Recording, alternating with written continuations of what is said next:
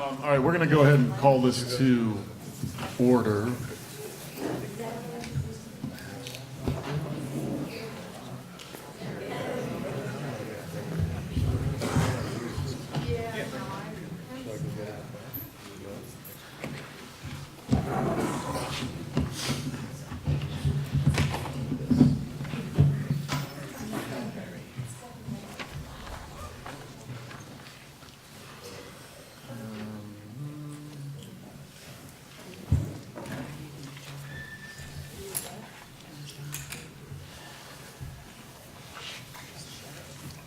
Okay, let's do a roll call first. Patrice Berlin. Here.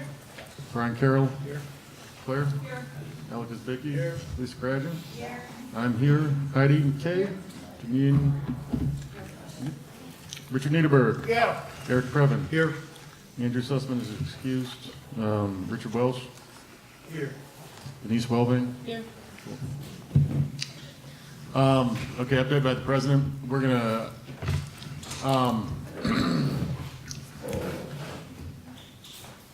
so as many of you know, Keith Schwellenberg has passed away. He was an outstanding person and one of the best board members we had, and this goes way beyond this. This is just a tragedy that I can't really wrap my brain around, so we're going to start with just a quick moment of silence in honor of Keith.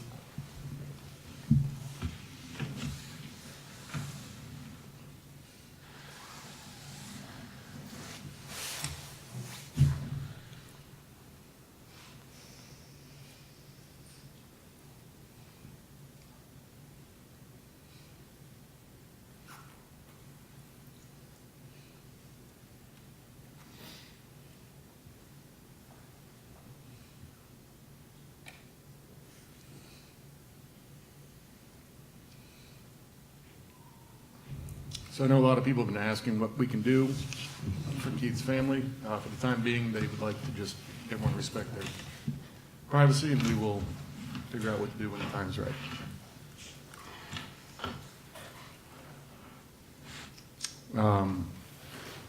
Okay. Do we have public comments? Yeah. Okay, Peter.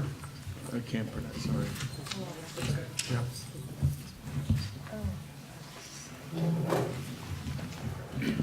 Hello, good evening.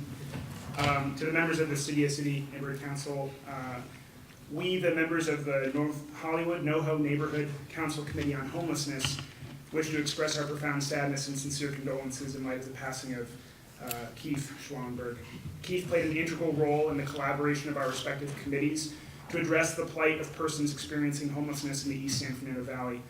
He was instrumental to our joint efforts to expand the access of social services to members of the community, and was an incredible example of empathetic and responsive leadership. We remember him as a colleague, a neighbor, and a friend. Our hearts go out to you all, as well as to Keith's family, and we'd be glad to provide support in any way we can. Signed, Peace, members of the NoHo Neighborhood Council. Thank you.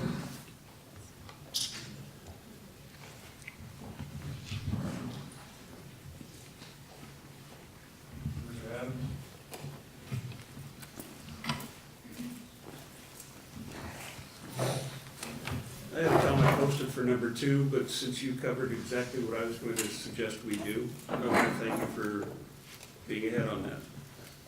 I too think Keith's departure is a great loss. Now, in a town full of half-steppers and big talkers, he walked the walk and backed up his words with his actions. And to me, that speaks lifetime worth. You know what I mean. Yeah, and on the fun side, he was the only other guy in the neighborhood council with a truck, so I had somebody else to help me with things. But a truck or no truck, Keith Gordon pulled his weight. And as you said, his loss is a surprise, a great loss, and I can't even begin to imagine what his wife and his family are like for.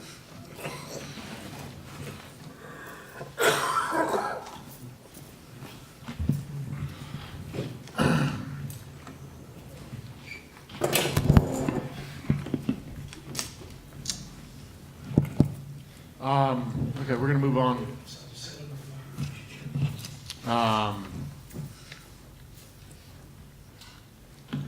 Yeah, sorry, we're gonna move on to agenda item 4.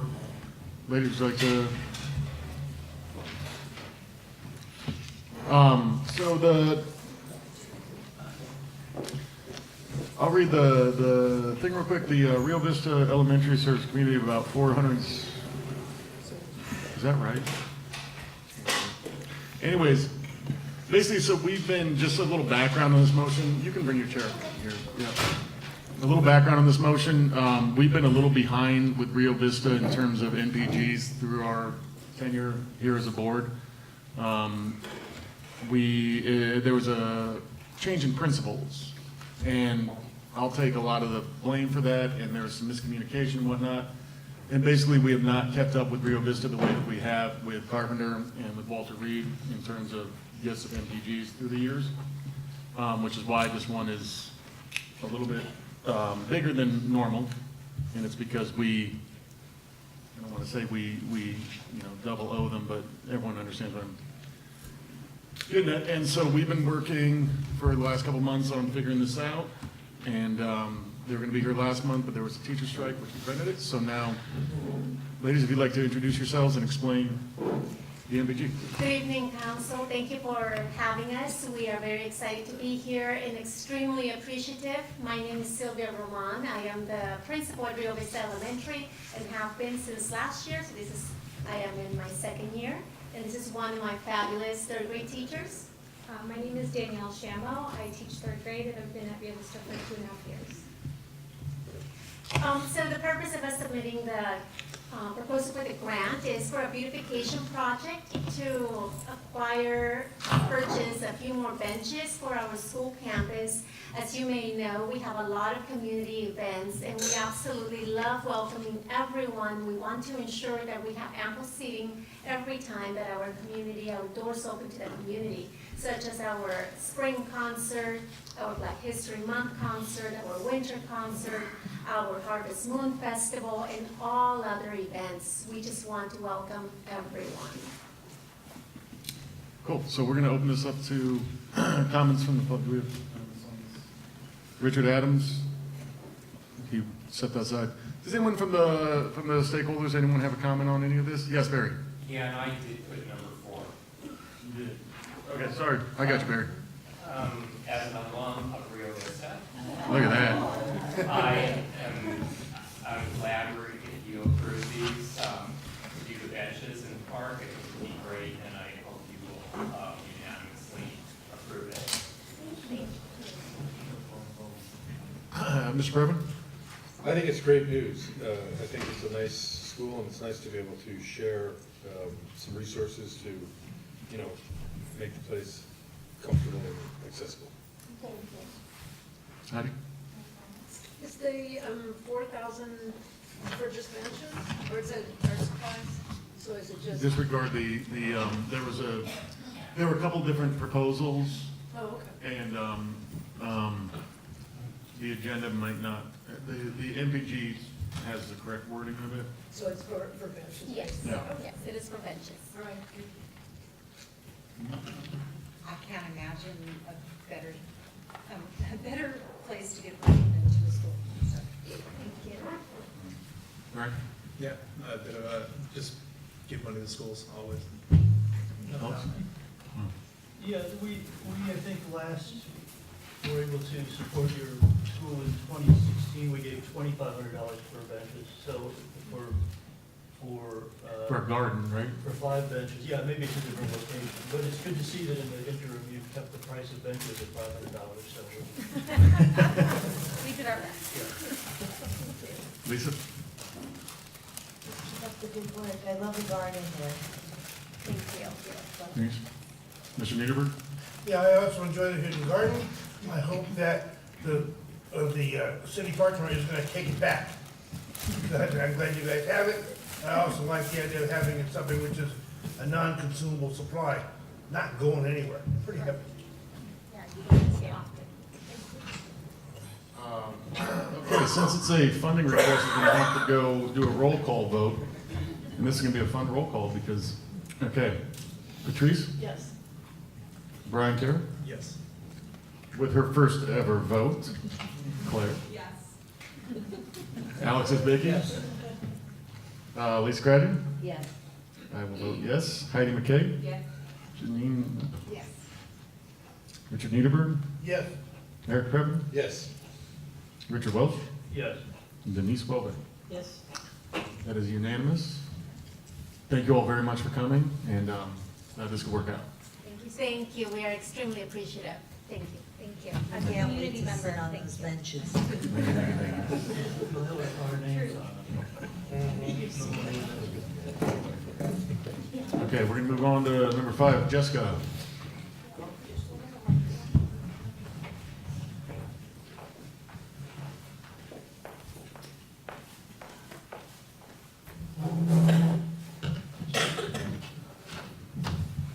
Good evening, everyone. I wanted to just echo the things that were said earlier about Keith. I was at the event at Tobacco Alliance on Saturday morning, so yeah, it's been a lot. So let's start with. So due to to the recent rains, there's a lot of things that occur in the city or don't occur in the city as a result of rain. No pun intended. There are thousands of open requests for potholes. I myself have driven around about 3 different occasions reporting potholes, which unfortunately some of them have already reopened because of the rain. So if you see any, take a within means, because sometimes it's not very convenient to be able to pull over, get out, take the photo without getting killed. Within means to take those photos and report them to 311. Also, because of the rains, you'll start to see all the homeless individuals will congregate underneath the bridges. You'll see them out in the open a lot more than you would normally see because of the rains. And just know whenever it rains, if something was already in the system to be reported, because our office and all council offices get 3 days a month to clean up homeless encampments. So that means doing outreach, posting, and all of that. 3 times a month. If it rains on any of those given days, it means we miss that day. So keep that in mind whenever you call our office or wherever you report them to 311. Some more changes in our office to come. Right now we have a new caseworker. His name is Narek. He is not new to our office, just to the field, and he'll be in our office assisting right now, just kind of gauging, getting phone calls and stuff like that. So if you hear name Narek, he is new. Some good news, DOT has recently started to hire more individuals. That means more engineers in the valley, as well as people to install signage. I have many, many requests for the last 1.5 years for signage installations, and we've only had 1 person throughout the entire city to do that. So now we have about 5. So all of my requests should be done soon, hopefully. The other thing I mentioned last month, which is permanent parking districts, I have quite a bit outstanding, and I believe I've gotten 1 more recent request from someone. They are working on them. They're just taking a while due to, again, staff changes. A lot of people are retiring in the city. So if you haven't heard, or if you know anyone who hasn't heard anything from Felix, who handles the permit parking districts, just feel free to email me or give me a call, and I will follow up with him for anyone that needs me to. Last but not least, the NTM study. It's going on its progress, as initially stated in my email in November that I sent out. The consultant is Gibson Transportation, and they will host a community meeting sometime in the spring of 2019, so when I have that information, I'll keep everybody posted.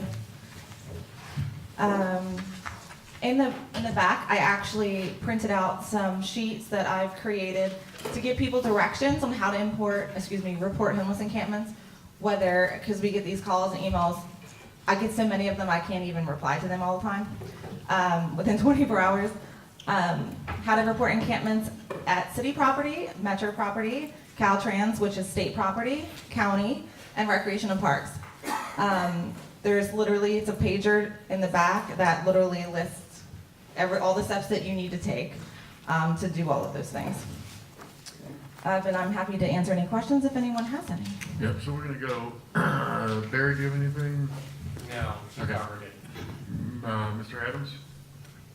No, I'll pass, I've got updates for her, but we can handle them offline.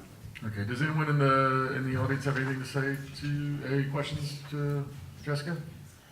Eric? Sure. Thank you. I appreciate the report. Is the council member had a chance to review the mobile pit stop idea to, put in? Oh my gosh, I dropped the ball on that, didn't I? The mobile pit stop. Eric, that's my fault. No, I mean, I actually left a message for Eric. Okay. It's on Metro property, so I'll email you the contact information, so Metro has to agree to it's their property. Right. So I'll send you that information. I was supposed to relay all that to you, No, Eric, I'm it's sorry. okay, I know how to reach Metro, but Councilmember Krikorian serves on the Metro board, so. as But you it's know. not his property, it's Metro's property, so they have the final decision. So we can say, oh, we'd love to have that here, which we've expressed, but they have the final say. Wait, that's all I needed to hear. Yeah. If the council member is supportive of the idea, that's the key piece, because I think if he's not interested in trying it and seeing if it works, we're just circling around. So I'm very pleased to hear that. It sounds like that was a tentative, he is interested in trying it, then we can roll that out, because I've just been waiting for some sign of green as opposed to red, and I appreciate that. So that's very good news, thank you. Heidi? No. Patrice? I'm good. Janine? Brian? Thanks for going. Alex? I'm fine. Okay, Richard? Lisa? Denise? Mr. Needhopper? Okay. Jessica, thank you so much. No problem. Yeah. Okay, Vanessa, I know Vanessa's here, I saw her. Hey! Vanessa's gonna give us an update. Thank you, everyone. I actually want to start off, this is actually on behalf of the Assemblymember and the California State Legislature. It's in memoriam honoring the life of Keith Schwallenberg, in whose memory we pay tribute and reverence on this date, February 20th, 2019. So this is on behalf of the entire California State Assembly. I don't know if Keith's family members are here, but if you guys... They're not, I'll get That's it okay. to them, yeah. Thank you very much. But at least on behalf of the Assemblymember and myself, I knew Keith. And his issue and his advocacy on so many issues relating to the community in Studio City, especially on issues of housing and homelessness, were so invaluable to our office. So his life is dearly missed. So we wanted to thank him for his service to this council, to No Home Alliance, and to all the community members that he served here. In other news, the Assemblymember is actually hosting his 5th annual Job and Career Fair this Friday on February 22nd from 11 a.m. to 3 p.m. We have 46 companies confirmed attending. They will be looking to fill full-time, part-time, temporary positions. The event is free and open to the public. It's all ages. We do ask those, if you are looking, to come prepared with your resumes. And we do encourage those to dress professionally, as there will be recruiters on site, but just wanted to get that word out for everyone. I left flyers in the back as well for the community members here today. And I just wanted to give you guys also a quick update on some of the bills the Assemblymember has introduced. But by February 22nd, so Friday, is the last day to submit bill IDs. And there are about 2,000 bills that were introduced by the Assembly alone will probably be on the 22nd. But the Assemblymember himself has introduced 25 different bills for this session. So they'll be making their rounds through the Assembly throughout this year, and I'm happy to give you guys those updates as they happen. But I'll highlight some of the big ones. The Assemblymember has introduced a children's savings account bill. He is reintroducing his emergency preparedness seismic-related package related to building codes, earthquake mapping, as well as a seismic retrofit tax credit. He's focusing on a bill that will provide homeowners and renters with assistance as well. And also he just introduced, I don't know if you guys saw it, about armory, turning state-owned armories into shelters as well. So he recognized that the state has a lot more to do with homelessness than we're doing right now. We are funding a lot of cities and their programs, but the state also has a responsibility to address the issues. So the armories is part of that solution as well. We're also focusing on, we introduced a bill about giving options to students who want plant-based school meals as well. But those are the big ones, and they just were introduced, but I'm happy to give you guys more details if any of those sound of interest, and I can definitely send them on to the board if you guys have any questions on those.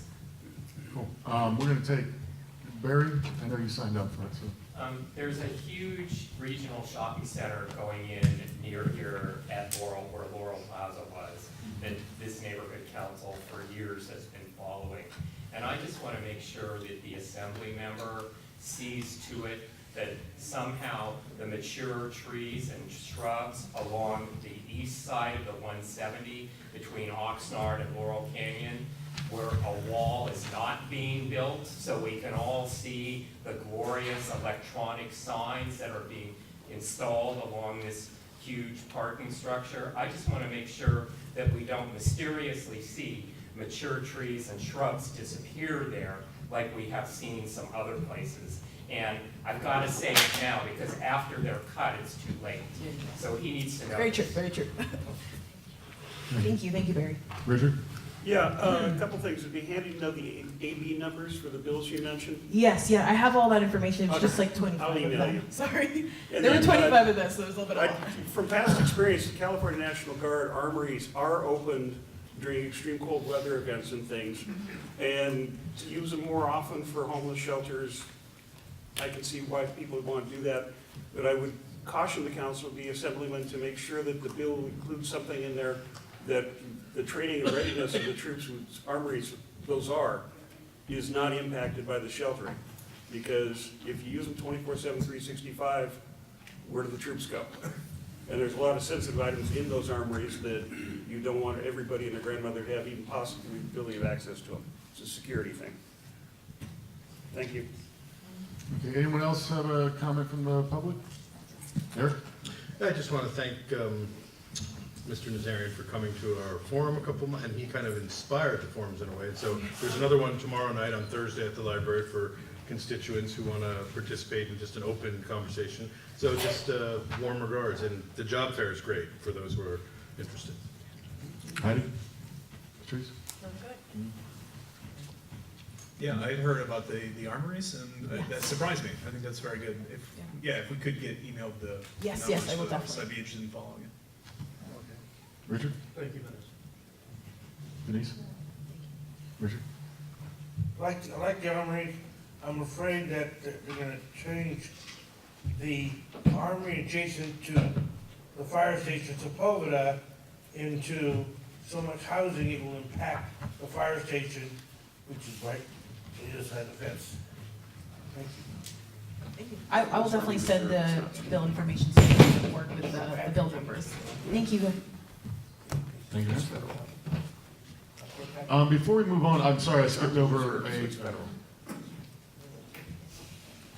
Matt Yedlin? Yeah. Did you want to speak on something not on the agenda? A quick question. Yeah, you can, would you like to come sit up here? Just say your name real quick into the mic and then. Matthew Yedlin. In a previous meeting we had, we discussed the next-gen air traffic noise and pollution. It's really a question more than a comment. I just wondered if there's been any follow-up from this group. I think you were there. Yeah. And if there's follow-up there, and also whether CBS is involved in any way. I know that, the planes come right over here, and I wonder if anyone is active here because they seem like they have a lot of power. Heidi, you kind of quarterbacked this, didn't you? As far as I know, CBS did comment on it, and where it's at right now is they're just waiting for it to, I believe, to be public. It has to be published, which is supposed to happen in April for then lawsuits or anything else to happen. So it's kind of in a holding phase, but there's still stuff to do. So they're asking, the groups opposed to it are asking to make comments to the expansion of Burbank Terminal. If you go, you know the websites, Yeah, I'm we're sure. with Upper LA, and we've been And doing the and comments Quiet and all Skies, that. okay. Yeah. Just, they are staying up on everything, both of them. So just periodically check on their websites for updates. But I remember, I believe CBS did write a comment, not about the expansion, but prior, a couple of months ago for the, you know, the deadline that we had. Okay, And so I'm they pretty- know something about it. Oh, very much so. And is the neighborhood council involved in any way, or you just kind We- of disseminate information? No, we made a motion to support Krikorian and all the, Okay. yeah, oh, yeah. Congressman Sherman. as And well. Congressman Right. Sherman, yeah. We still are writing all of them, yeah? Yeah. Okay, thank Yeah, you. sure. There was just one update. There was another council member made a motion about the Van Nuys Airport, which caught our attention. And so we forwarded that to some of the activists, because it looked like something that we might want to do for the Hollywood Airport as well, because as you can imagine, you know, there's a little bit of jockeying for position. Oh, I know, we've had a lot more activity with Van Nuys coming over here. It's like, we're the target for everybody. Right, and you know, feel free to bring it up at a forum. We've got one tomorrow night, you know, it's a great thing to talk about with the community. Okay, great, thank you. Did you have the information on that? On the forum? It's on It's the Flyers It's on the around table. tomorrow night at the library at 5:30 to 7:30. Okay, thank you. Officer Smith was not on the agenda because I wasn't sure if he was coming. I'm sorry about that. It's my fault. Would you like to go now, do everyone, we're gonna get him in before we go on to number 7? Hello, everyone. Yeah. Good evening, everybody. For those who don't know, my name is Officer Sean Smith. Just real quick, last month in Studio City has been a lot of different things have been happening. We've had a rash of burglaries, if you all know, through the last few months that have happened all the way through just south of the 101 freeway up into the hills. We've made about 2 really good arrests with crews that are hitting the areas. One of them was a task force, this joint agency task force that was following these people, and they came up just above the 101.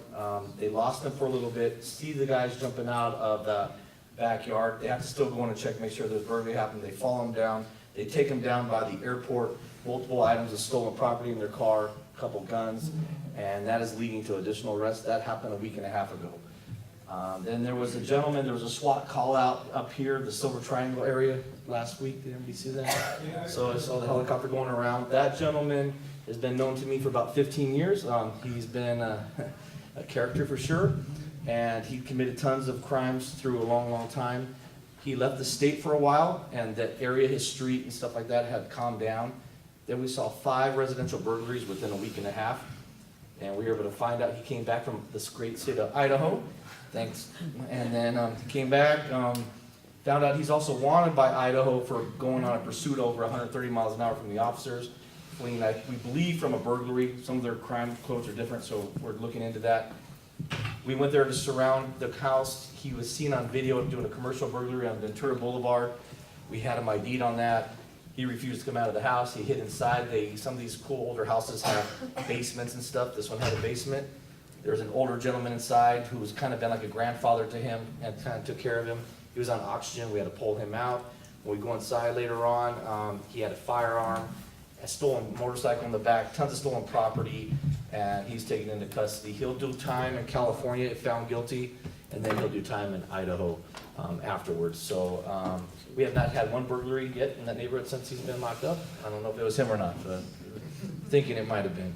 And then we've had, like, the cold weather has caused a lot of issues, I know, with a lot of the homeless underneath the overpasses. I get all the time emails and calls about it, and like Jessica was saying, if it's colder weather or gonna be raining, we are not allowed to enforce any of those rules except for blocking the sidewalk, because that means 36 inches or less.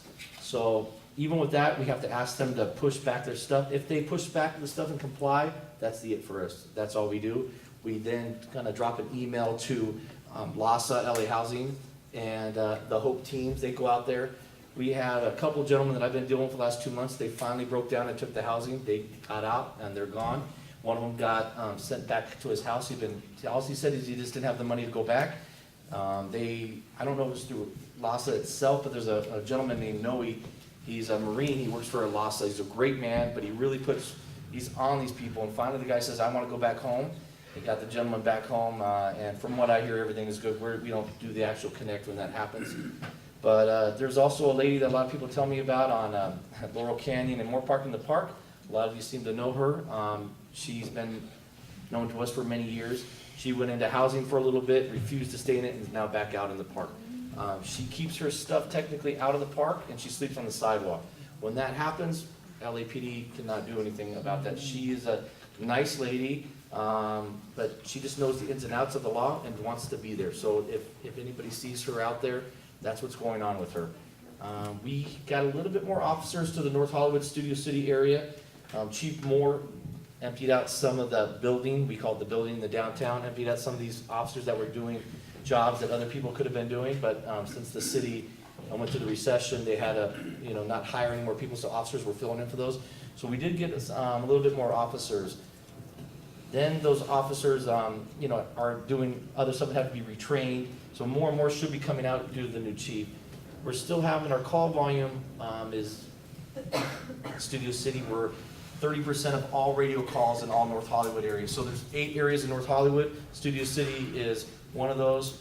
Studio City makes up 30% of all call volume on average for the whole North Hollywood area. So it's a very busy area, and we usually at one time have 1.5 units on the half unit or another half unit working at any given time throughout the whole area.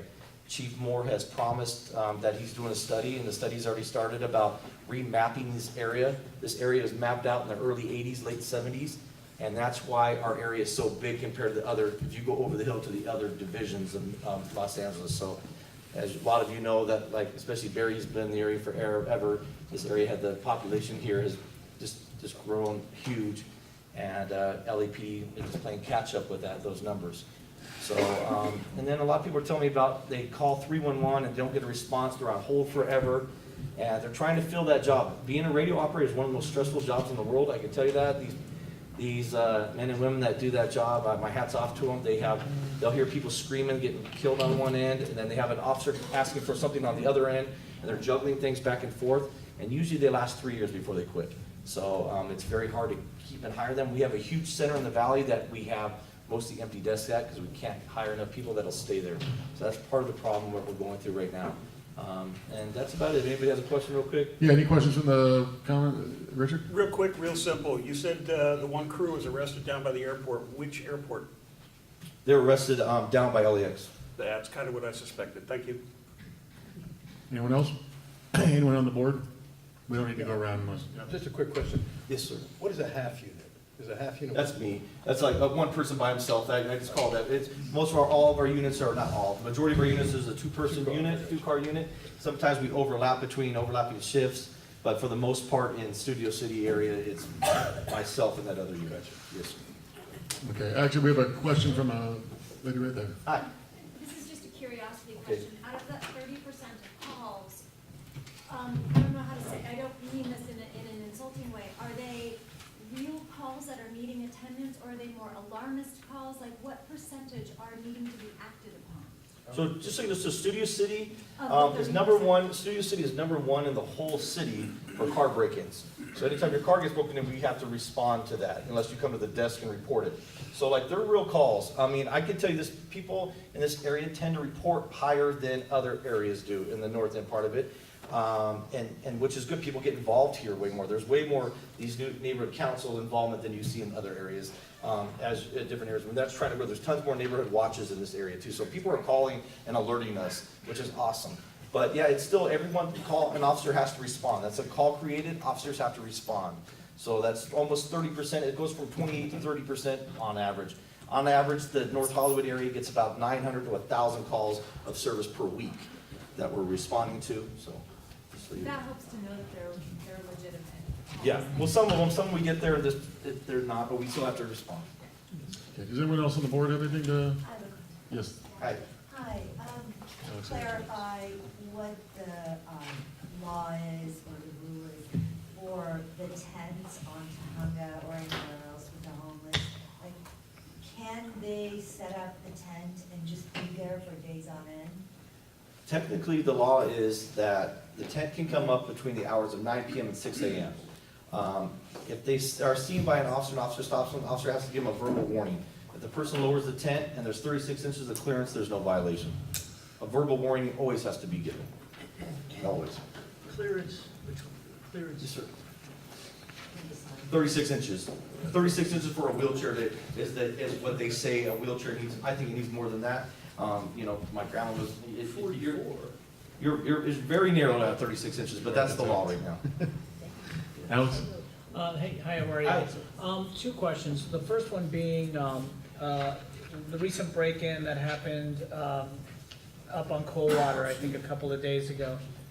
The perpetrators seem to be listening to your scanners. Are you guys working on, finding a way to kind of circumvent that, or is that just a way to keep an eye on whether the police is coming their way? Have you guys brought that up Yeah, at these all? professional, they've been doing that for years. Now with the internet, there's these apps you can get to actually, it was expensive before to buy a real good scanner. Now with these apps, you can actually do it for free. But you understand how that could, I mean, has that even been brought up? Oh, they that- constantly, But can you do anything about it? not that I know of, Okay. no.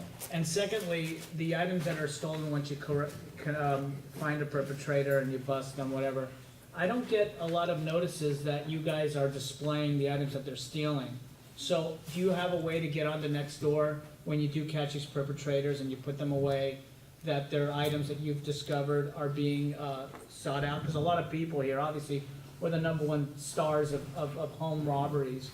I haven't heard any communication from our personal items being able to be retrieved. We have very low recovery rate of property, very low recovery rate of property. And if it's, most of the time in this area, it's jewelry being taken, laptops, and cash. So that you never stuff find is their pawned super stuff? fast. Really? It Yes. gets fenced right away? Very fast, especially those professional teams. They're going down usually to downtown when they tell us and pawning them to places, jewelry shops that are not always on the up and up. Thank you. I'm gonna get this right. Mr. Piscatelli. Did I get it? There you go. Sean, Sir. what with, maybe something, where citizens can get involved with LAPD now, with the CEASE team, and maybe they're gonna see BMWs around here a little bit more. Is there any way you can, I missed the first part of your talk, but is there any way you can tell everybody about the CEASE team and maybe how they can get involved to help? Right, we have, North Hollywood area started a CEASE team, which is awesome. We have these citizens come out and volunteer, and they go through a little bit of a background, they get some training, and there's two parts of it. One is, they actually in a uniform, and they go into a white, the plug-in BMWs, and they drive around, and it says LAPD on it, and it's basically free security. It's like having the post security for free driving around. And these guys, these men and women, have got some great stuff. They're caught a homicide suspect, not looking for the homicide suspect, but there was an altercation that happened at the Johns Market. The guy comes out, they call in the officers. There's always officers, uniformed officers attached to them. They grab this guy. He's wanted for a homicide. They've got tons of felony arrests, misdemeanors. And I tell you what, just them being out there reduces crime. So we can see a crime mapping, and when we put them in a certain area, the crime rate has gone down. So my chief is requesting a lot more volunteers. So the more volunteers, the better. And even if we also have people going out in plain clothes and plain cars, they're not making any of the stops themselves. Again, they have officers attached to them, and they're going to get these people. But the community involvement, I tell you, most of the volunteers come from the Studio City area. And it's because everybody gets involved here. A lot of people do, and it's awesome. But if you really want to make a difference one way or the other, or see how things are, without just me telling you, please come out and try to do that, because it's a whole different thing when you're out there looking. And but it's making a huge impact on the area. It's really doing good. Cool, and this is actually a good time for me to go ahead and announce Mr. Piscatelli will be replacing Craig. Did I say it right? You did, that's twice. Okay, 2 in a row. We'll be replacing Craig Radow as our public safety chairman. So there's that. Did you have something? Sorry, real quick. Yes.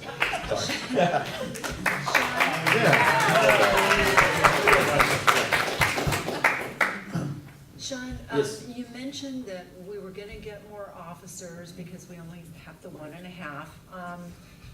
And we were excited at the beginning of the year, it's something Craig and Alex were really working toward. And then you mentioned that they needed, that they're not really out yet because there was some retraining and stuff like that. What time frame do you think that they're gonna be ready to be out?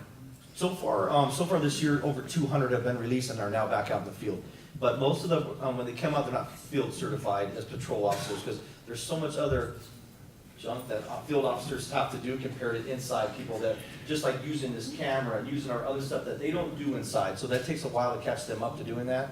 And just, all the different reports, reports change every year. And so we need to make sure that we're not just putting those officers out there not knowing how it's caught up. So, but those 200 have been caught up. He's looking to empty way more than that. He's very, very big about the areas, this is the North Hollywood area, being able to have more people, more officers than coming in these specialty units all over the place, and which I totally agree with. It's that our captain, my Captain Graham, he knows way more what's going on here than some chief downtown does. So in that way, Captain Graham was like a mini chief himself, could put the people where the problem's at.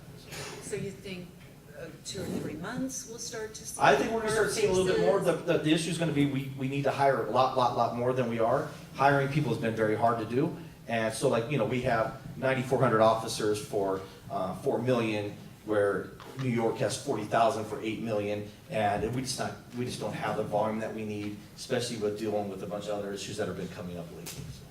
But he's doing everything he can to get more people on the field. That's the truth, he really is. I wouldn't say that he wasn't. Okay, we got one more question back there, and then we'll get you on. This is going to be last, right?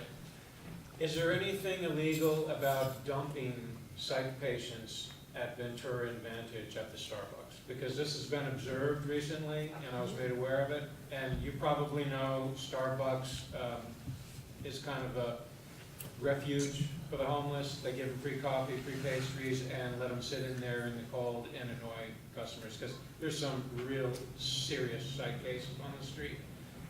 But the hospital's dumping here, is that illegal, or they just do it with impunity? It's not illegal for them to ask them. If they get out and once the doctor clears them, if they give them a ride, they ask them where the person wants to go. The person says, I want to go to Starbucks, or just drop them off at the corner. It's not illegal for them to take them anywhere. And I tell you, the whole law about people being mentally insane or other mental issues, that whole thing maybe needs to be looked at. And it is being looked at state level. So like officers, we have very little powers like this when it comes to, we only make recommendations for a hold. The doctor can let somebody out 1 hour later after we put them in. And so that whole thing is hopefully going to be revamped. I really think it needs to be. But once the doctor says you're no longer a danger to yourself or others, and they're released, and they give them a ride, it's just like anybody. They're just like anybody else in public. They can be taken anywhere they ask to go. Right, and of course that standard in the courts was changed at the same time as they closed down all the residential psych facilities in the state. So we didn't have a homeless problem 30, 40 years ago the way it is now, because half of the people out here are simply not being served by the state. The state's abdicated its responsibility for the mentally ill. And they are pushing the problem onto the citizenry who pays the taxes that makes the city go. It's a completely untenable situation. I don't know how long it's going to go on till it blows up, but something's got to be done. It's just not right for kids. The most egregious example, just a quick one, at Starbucks last week, very derelict and decrepit, very little old lady who I felt bad for until I saw her drop her pants, standing on the sidewalk and pee into the gutter in front of a whole line of Range Rovers with kids in them and parents in them. That cannot go on. Get the mobile pit stop going for that. Okay. Thank you, officer. Yes. Thank you. All right, we're going to move on to numbers. I'm sorry, can we get some information on the volunteers? Yeah, actually, Mike is. If everybody has my email, you can email me too, and then I will pass it on. I'm not the one who coordinates it, Officer Antonoli is, but if you want to email me, my email address is 33751@lapd.online, and I will forward you to the officer who takes care of that. But it's an awesome thing to get involved in. They're making a huge difference. It's not just going out there, they're really doing good stuff. So. All right. Thank you. We're going to move on to number 7. We need to seat some new members. All right. Barry, you have that you want to speak on this. Do you want to speak on this? But after we hear who they are. Ooh. Yeah. Barry has. Okay, well then, Richard Adams. I move that Barry, although since once you announce the candidates, So you're not a it's candidate? kind of hard to comment on something when you don't know what you're coming in on. Okay, Linda Lee. Yes. Come on up here, yep. So guys, we're gonna let them give a quick intro, And then we're all gonna, Can we know for what How many are we seats? gonna hear from tonight, do you know? Just so we can put that in our And are we mind. gonna bunch the seats together? we're gonna hear from like 7. 7, okay, great. Okay. So, Ms. Lee, first off, what seat would you be? The residential homeowner. Residential homeowners. Okay. Good evening, everyone. My name is Linda Lee. I'm here to submit my name as a candidate for the residential homeowner seat on the neighborhood council. I've been a homeowner in Studio City since 2005. I was most recently living in the Bay Area, Northern California, for about 4 years. And I came back last summer, and I've been in awe of the very many changes that have happened in this neighborhood. I've always loved this neighborhood and the community here, and just the diversity and just the neighborhood feel here. It's grown quite a bit. I've seen a lot of development, redevelopment, and coming back, I've renewed sort of my appreciation for what an incredible community we have. I really value things like being able to run all of my errands within a 2-mile radius of my home. Not a lot of cities have that. And as part of that, I'd love to be able to ride my bike more, but there's got to be a way to get down there safely. So I'm most interested also in things like transportation and bike lanes and making sure that families and children are able to move about freely and safely in the city. I feel fully initiated being back in Studio City with my home having been broken in December. So, but thank you to Officer Smith and the department. I know everyone's working really hard. So I'm also very concerned about crime and safety in this neighborhood as well. To give you a bit of background about myself, I was a practicing attorney for about 15 years, primarily in corporate and commercial transactions. Most recently, doing strategic partnerships and business development in the tech industry. Cool. Eric, anyone have questions? Yeah, what industry was it? In the tech industry. Tech industry? Yes. Oh, okay, cool, thank you. Heidi, Patrice? Dean? Thank you. Thank you. That's it? Oh, well, that was quick and easy. Yeah. Thank you, thank you, thank you. Mr. Adam Summer. I guess I want to express my condolences to all of you about Keith. I had no idea when I reached out to Patrick that was the reason there was an empty board seat. But just being here tonight and seeing you guys together, it does really feel like this is kind of a very small, tight-knit family. So I know you were bereaved of somebody that sounds pretty special, but I'm excited to be at my first meeting. Not because of lack of trying. I had no idea actually that there was a neighborhood council. I've been trying to get involved in District 4 events since I moved here 2 years ago. So me and my wife bought a house in just across the water there, or the lack of water at times, but in the Studio Village complex. So you might have seen my little baby 11-month-old Ryan, and that was my wife Cameron that came in earlier. So we absolutely love it out here. I think it's hard not to. I mean, that's the reason you guys are out here too. So, coming from West Hollywood, spending about 9 years in West Hollywood, it's such a relief and amazing, refreshing change to be out here in a community that's not just more diverse in a way, but it's also more accepting to not just young families, but having the opportunity to participate in a bunch of community events has been kind of exciting for me. So I guess my introduction to District 4, even before I knew there was board meetings and there was a neighborhood council, because that was very recent. So when I first moved here, I reached out to Jessica, and I don't know if she remembers me, to start fitness boot camps at Beeman Park. Super excited. My first time where I really was hoping to establish myself as part of a community. And so I started these fitness boot camps. Spent a lot of time and energy and a little bit of money trying to promote them, and they did pretty good. But it was, moreover, it was my first opportunity to start knocking on businesses' doors and asking them if they would help promote these boot camps. And in the process, I met a lot of really great and diverse businesses and people.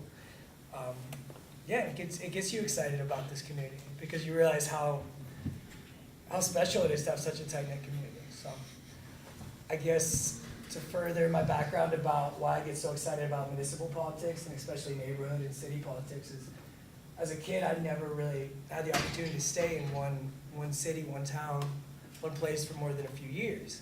So for a lot of people, I think they take it for granted to have a home to come back to have a place where their kids can say they're from. So I'm really excited to have that finally, because I to be honest, I never really felt that in West Hollywood, but I definitely do now, so. Cool. Eric, anyone? Thank you. Is that your job now? Are you a fitness? So what, about 2 years ago, me and a business partner and then one of his friends, we started a app, which ended up doing just incredibly well. It's finally out. It is a fitness app, but it's one of the top ones now already on the Apple Store. So, I mean, ideally, that gives me the opportunity to spend more time, not just with my kid, which is great, but being involved in the community, having time to mentally and emotionally branch out from hour after hour of work. And I've always been grateful to have been so successful in the training. I mean, especially with the background in law and political science, I never expected myself to fall in love with personal training and physical training.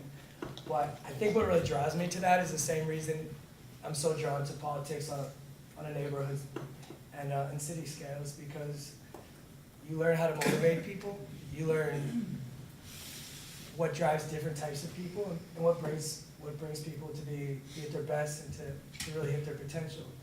So although my background specifically in legislation on the neighborhood level is not extensive, I definitely feel I could draw on a lot of my background on working with people and understanding people and what is individuals' impetus to do better, be better, and how you can correlate that on different scales and in different ways. Thank you, Heidi. Just a quick question. So what, other than fitness, which is great, but what committees, like what areas would be sort of what you would be drawn to do on the council as far as So, crime and safety? it's interesting. transportation? Crime and safety is important.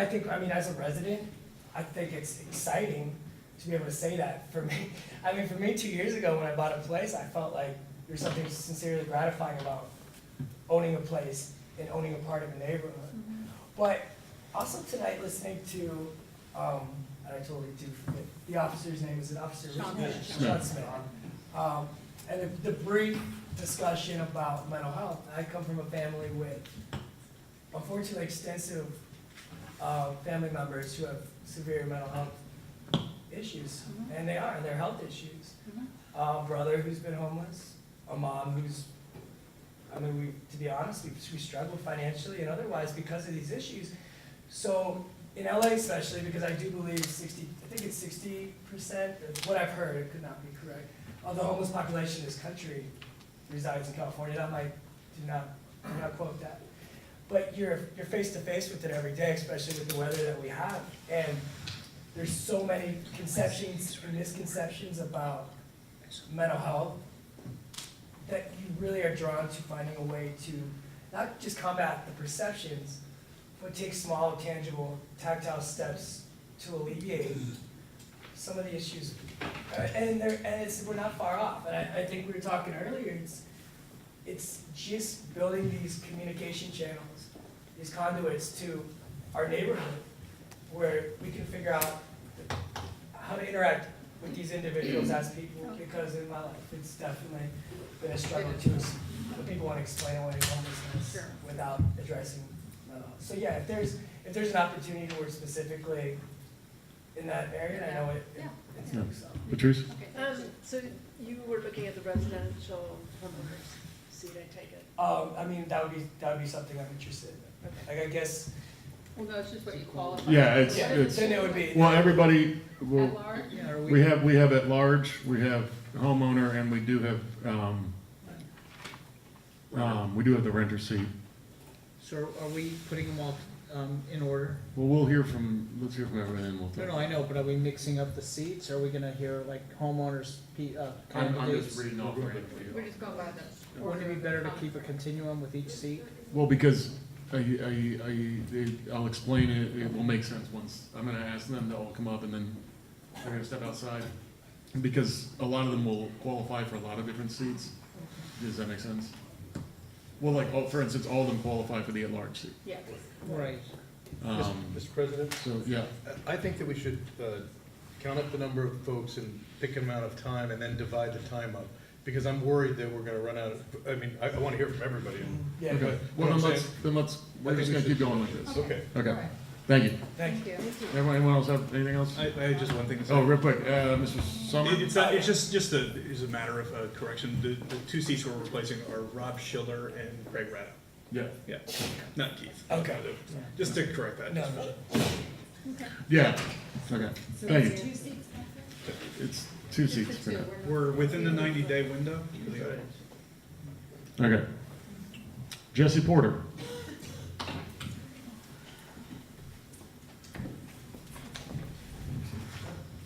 Hi there, I'm Jesse Porter.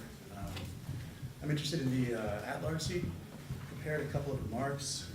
Initially, I just want to begin by expressing my condolences to the board for the loss of your colleague, Keith Svalberg, and to express my grief and the grief of the community more broadly at the loss of Keith's positive and vital efforts on our streets and on behalf of our community. It's a real loss. So my name is Jesse Porter. I've been a resident of Studio City for the past 4 years and a resident of the Valley for the past 14. During that time, I've watched as our community has dramatically changed and evolved. Many of these changes have been very positive and a few less so. But it's doubtless clear to anyone living here that our community is experiencing a dynamic period of rapid evolution. Based on my experience attending numerous meetings of the Studio City Neighborhood Council as well as committee meetings, it's evident to me how important and vital the council is with respect to helping to shape the trajectory of the ongoing evolution of our community. There's so many pressing issues currently demanding the attention of our local elected representatives, from questions of land use to residential and commercial development to our community's response to the crisis of homelessness. You can see that the presence of a robustly engaged board made up of active and thoughtful local residents is more crucial to the integrity and character of our neighborhood than ever before. A bit about myself: I work here in Studio City as a television writer, often from home on a freelance episodic level, and sometimes in large, longer engagements at nearby studios, primarily in kids and family animation. I'm a very wholesome person, which I hope that demonstrates. I also work as a sommelier a couple of nights a week at a spot in Sherman Oaks. The Valley, and specifically Studio City, is my home. I live here in this community, I work here, I shop here, I dine here, and I look forward to the opportunity of perhaps having the opportunity to participate more actively in civic engagement here. I've always considered local participatory democracy the most efficient and important mechanism by which engaged citizens can make the types of changes that most directly affect their lives and the character of their community. I very much value the opportunity to join the Studio City Neighborhood Council and to participate in a democratic response to our neighbors' concerns regarding the trajectory and the future of the place we all call home. Thank you, Mr. Porter. Eric? Cool. Thank you. Heidi? Thank you. You mentioned Studio City is in a period of rapid change. And what do you see as like something that it's changing into, and whether you support or would like to fix it? Well, when I moved to the Valley straight out of college, it was sort of an aphoristic truth among my friends and I that if you wanted to, go out for a good meal or go out to a bar or something, you had to leave. You had to go to Hollywood, and now you don't anymore. On a commercial level, the city or the neighborhood is evolving very rapidly. There are certainly more bars and restaurants than there have ever been, and that creates opportunities as well as challenges. I know that parking is at the forefront of a number of people's minds, and our response to questions about parking and permit parking, business expansion, restaurant expansion, the extension of hours, the granting of liquor licenses, whatever the case may be, require really thoughtful responses and a lot of engagement from community members, those who live nearby, those who live elsewhere in the community but are still impacted. Does that answer your question? Yeah. Kevin? I'm okay. Thank you, Jesse. Thank you. Okay, thank you, Mr. Porter. Thank you. Marcia Neiman? Should we just make this one? Yes, sir. Nancy. Is it Kramer? Kramer, yes. Kramer, okay. Good evening, everybody. All right, well, I'll just kind of go quick. Nancy Kramer. I am currently serving on the Bylaws Committee. I've served on the previous bylaws committee. Before that, I was on a grievance committee. And I am throwing my hat in the ring to be a recording secretary for you guys. You need one. All right. The vote's done. Okay. Can we hear that again? It's on recorded. I think it's recorded. I'm actually a parliamentarian. My official status is lapsed, but I'm a trained parliamentarian, and the fact that you don't have a recording secretary appalls me as a parliamentarian. That is why I threw my hat in the ring for this position. I don't know if I'm going to keep it longer than 3 or 4 months, but we'll find out, once you get started. I moved to California, Los Angeles, Studio City actually, in 1998. Bought a house in 2001 in Studio City. And I am a personal manager in Hollywood. I represent children and young adults from the Midwest and get them Hollywood careers. No, I mean, I heard that, right? I'm not, okay. Eric, any questions for this? No. This one? I think, Heidi? Is this for secretary as well as homeowner seat? Or is this just? Whatever seat you want to put me in, a large homeowner. But it would be for a seat. Oh, yeah. Yeah. Regular secretary. Great. Okay. Thank you, Nancy. Yeah, she's great. Marcia, Where'd she go? she's here. Hello, everyone. Hello. Hello, board. I know most of you. It's my pleasure. Thank you for letting me speak. I know I came late. It was for a good cause, though. My daughter was nominated for an Academy Award. So she just came from an event. The only one we were invited to. Well, wait. What was she nominated for? Elaborate. My daughter and son-in-law were nominated for live action short. They made a short film called Skin. Oh my gosh, my friend Mike Villar is in that movie. Oh, He really? talks about it nonstop, yeah. I know Mike. Yeah. Yeah. Favorite guy? Yeah. Amazing. It Well, was her. good luck And to you. he's in the feature also. Okay, yeah. So. I've seen it. It's great. Thank Yeah. you. Thank you. congratulations. It's a big deal. Anyway, I know most of you. For over 2 years, I've actively served on the Public Safety and Government Affairs Committees. I've contributed energy, ideas, actions, plans, and motions to help our community address loudly and clearly our needs to our elected officials. In that capacity, I've helped the Public Safety Committee achieve an activist and visible presence in the community and within the East Valley environs, particularly the North Hollywood division of LAPD. I have worked diligently with the committee to have a presence at our local farmers market, develop a detailed statistical white paper describing the growth of our community, crime trends, diminishing LAPD presence, and the quality of life issues that we suffer.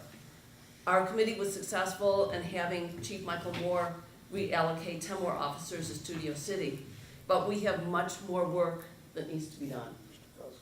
My personal relationship with Captain Don Graham resulted in a very successful Public Safety Committee meeting to which he was invited. Community members were able to speak directly to him about their concerns, worries, aspirations, and wishes. Conversely, Captain Graham spoke of his background, his job parameters, his hopes, concerns, worries, aspirations, and wishes for our community, North Hollywood Division, and the City of Los Angeles. I was invited to and sat with the 911 operator for over 3 hours at the Valley location of the LAPD Communications Center, one of 2 redundant centers serving all 911 callers for the city. I was able to see for myself and report back to our committee what we face as individuals when we dial 911 in an emergency. Todd Austin, head of LAPD Communications Center, will be addressing the Public Safety Committee in the near future upon my request. I highly recommend you all come. The Government Affairs Committee experienced a change of members, and I chose to stay on to help address the issue that our local neighborhood faces in the light of broader pressures from the city and state. I actively participated in the Friday night forum prior to the November election, which was, I felt it was a tremendous success. Thank you, Eric. Our community faces relentless pressure regarding homeless issues, billboard blight, transit problems, cannabis regulation, to name a few. Many issues of public safety dovetail with government affairs. I feel that I have an astute awareness and expertise that helps bring direction, clarity to both committees.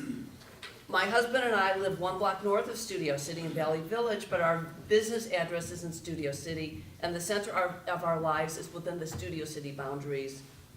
Our daughter and her family live in the Footbridge Square area. It is there that we base almost all of our activities, including our thrice daily walking of Daphne, our miniature poodle. I am known and respected. I'm a known and respected member of that community. My activism stems from the knowledge that complaints do not produce results. Action does. I want my grandchildren to play in their front yard safely. I want to be able to go to Vaughn's or Ralph's at night and not drive away because I'm fearful of aggressive homeless individuals blocking my entrance. I want our local businesses to flourish and for us to be the powerhouse of a community that we are, and for City Hall to know that.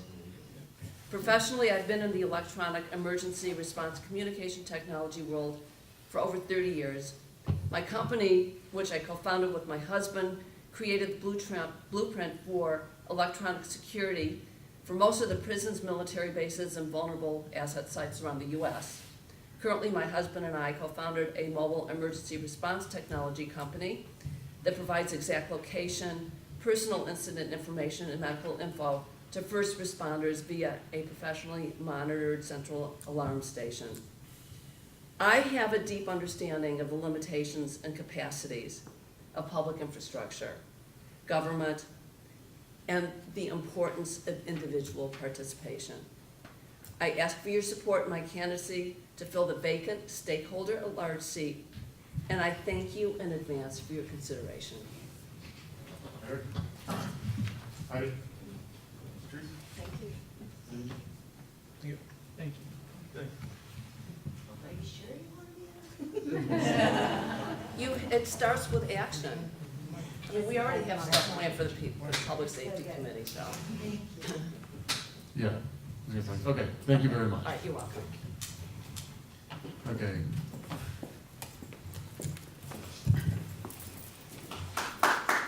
And I got this t-shirt just for you, Patrick, in honor of the emails you were exchanging last fall. Alrighty, you all know who I am. I'm eligible for both the at-large and the residential homeowner. We've been homeowners here in Studio City since 2003. Not only have I been a committee chair, committee member, etc., I've been involved in the preparations, setup, managing and tear down events for the neighborhood council. Most of my fellow candidates, I do not believe understand exactly how many hours that you folks have discovered once you got on the board is required to be a good and effective chair, committee member, board member. I do. Been there, done that, and walked the walk. I'm also the neighbor that when my neighbor's tree fell down, 2 doors down, actually the city tree fell down and blocked his driveway. I was down there with a chainsaw hours before the city showed up to block off the street as being blocked by the tree. So, you know, that's what you need. And I would also note that the last time there was an opening and I presented myself as a candidate, I said I would take over the secretary position. And it didn't garner quite the same response as I saw tonight, which is not unusual. So, once again, I can be the secretary or the corresponding secretary because I know how this job works and I know what needs to be done to do them. So you have your choices. You get an experienced candidate, you could have enthusiastic new people. It's your call, but I already know what needs to be done and how it gets done. Okay, Eric? I do. You don't want to, well, I had a question. What do you mean, why is that shirt in honor of me? I don't get it. I'll forward the email chain again, but it's the way you referred to me instead of using my proper given name. All right. It was supposed to be insulting, I found it amusing. Thank you. Yeah, I'll take your candidacy into serious consideration. Wayne, or his puppet. That's how it's signed up. Where's your puppet, Wayne? My puppet couldn't be here, Herb Wesson had things to do. So, of course, you have to take him back. Look at this. You gotta take Adams back, right? So you have no choice. What are we gonna be left with? The one puppet has the daughter with the Academy nomination for some, whatever the hell, right? So, if you get, it's gonna be, they're not even gonna announce it. So what you need is, not fluff, you need substance. The guy does all the hard work, but you don't want him here, because you get an ego trip. Like the other guy that was a vice president that quit last time, you know. You can't challenge the activists. The activists were like rodents at City Hall. We continue to be in our holes and we come out all the time and bite. So you have to put Adams back on, pick one other person, and let's get this back on. You have to have people you hate in the system. That's the system. You need God. Can't be God without a devil. So you can't, there is no God if you have no devil. So you have to have the devil to have God. This is me, the devil. This is you, the God. This is the way it is. I'm the Baphomet. Do any of the candidates want to run away right now? Well, that's the way it is. At least I'm the devil you know. It's better the devil you know. You know, you can Google it, and there's some singer all the gays like Kylie, whatever the fuck her name is. Cool. Okay, Thank you so there much. Sorry. Thank you. We're actually going to take just a 2-minute recess, and I'd like to ask all the candidates, can you just... There are more candidates, right? Yeah, there's. Is there? Yeah, Rick Ross. And also, we need to segment who is only, right. everyone's at large. Alex, we'll get to that in a minute. Right, We'll get to that. segment the homeowners. We'll get to that. So we've heard from Homeowner seat. Yeah, we passed 7. We passed 7. There's Rick Do we- Rosner. Is anyone, I'm sorry. Yes, Rick Rosner. Guys, is anyone else here interested in running for a seat? You are, yes, sir. I'm sorry, I didn't... Come on down, baby. Okay, come on up. Come on down. Come on down. Hey, I'm Rick. I've been a homeowner and resident of Studio City since 1998. My wife and I raised our kid went to Carpenter, Walter Reed. Were I to serve, I think my focus would be on tech. You have a cultural affairs chair, you have a public affairs chair, land use laws. You don't have a tech chair. If you don't pay attention to tech, tech will tend to crush you. You know, the homelessness is, there are tech issues involved with homelessness. Not everyone is on the streets because of mental issues. Some is job loss due to automation. Some is due to LA's and California's technological success, which has raised property and prices and rent to the point that people get driven onto the street. Burbank Airport and the flight paths, that's an issue that involves tech. Somebody ran an algorithm and decided that they needed these waypoints over Studio City. Retail, right now Studio City is a great place for retail. Lots of restaurants, lots of boutiques, but if you drive down Ventura into Encino and Tarzana, they're a little bit of a retail graveyard because the internet is driving bricks and mortar businesses out of business.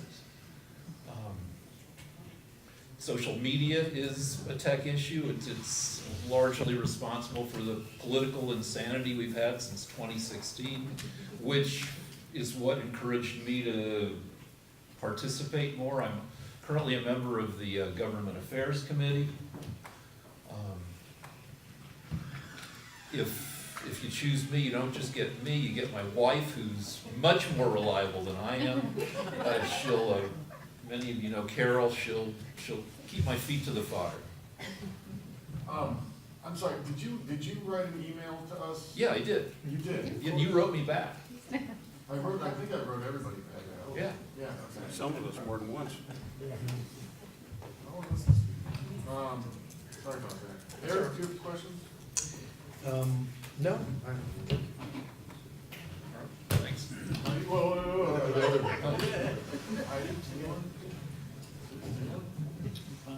Thank you. Thank you. Sure. Thank you. Can we do public comment Yes. before you take a break? Larry, go for it, yep.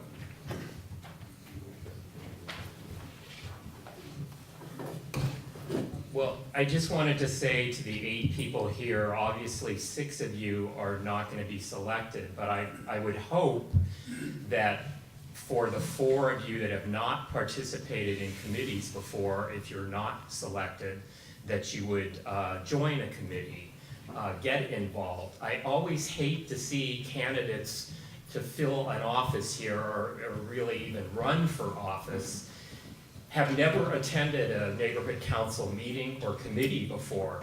It just blows my mind after participating for nearly 15 years. You've got to go be on a committee or attend board meetings to know anything about what's going on. And if you don't, you can't hit the ground running. So, like I said, for those of you that don't get selected, I hope you'll join a committee and start coming to board meetings. And next time, you may get selected, or you can also run. And the only other thing I was going to say to the board is I hope you will we have 4 people that have served on committees. I really believe, in no disrespect to the other 4, but I really think you need to weigh their service and what they've learned on their committees, give it some weight in your selections. Thank you. Thank you. Yes, real quick, and then we're going to take a 2-minute break so I can talk to Brian. I think that it's important for everybody to know that no matter what happens, we're having a general election in May, and you would be welcome to run. Quick comment on that. If you email elections@studiocitync.org, we accept candidates until March 4th. Okay, we're just going to take a 2-minute recess. Everybody use the restroom, get some pizza, do whatever. And candidates, if you could make your way outside so we can talk about you behind you.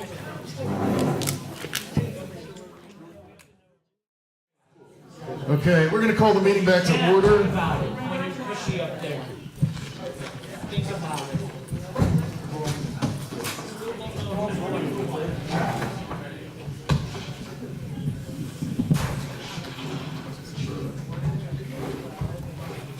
Yeah, we're going to go through it right now. Okay. Okay, we're missing. Okay, well, we'll start just kind of talking generally about it. So we are going to actually seat 3 tonight because we will be replacing the renter seat, the Keith's seat. You didn't announce it though. The agenda only says 2. Yeah, so you gotta put that into it. I've been, Point of order. yeah, I was told that this is The okay. bylaws state that he shall appoint no later than the second meeting. Yeah, it's, actually, I'm sorry, can we have the candidates? Sorry. What's that interpretation mean? Yeah, candidates. Interpretation means that Patrick has the authority to appoint a 3rd board member. Because Yeah, of it. this has already been talked about with But the in the city, we're interest of the good. community, we should definitely let the renters in our community know that there is a seat available and that they should submit their proposals to be seen. Sorry. All of the candidates. Yeah, all the candidates go outside, sorry. So, yeah. It can be interpreted each way. If you do it later than this one, though, you shouldn't appoint at all. Well, we've already agendized 2 people being appointed. I'm just saying, right now, we're in the Wait, 90-day Brian, window. let's just wait. Let's talk about this all together. Yeah. I'm just answering questions. I know, but I would like to be a part of it. Okay, hey, see me? No, you can't. Are we able to, can you come up here just for 1 second? The president will appoint, but. Hey, we're gonna go ahead and do this by order, okay, Alex? I'm not talking to you, with all due respect, Patrick, I'm talking to my co-stakeholder guys. It's okay, relax. My guess is this guy with a cool jacket and a sweater.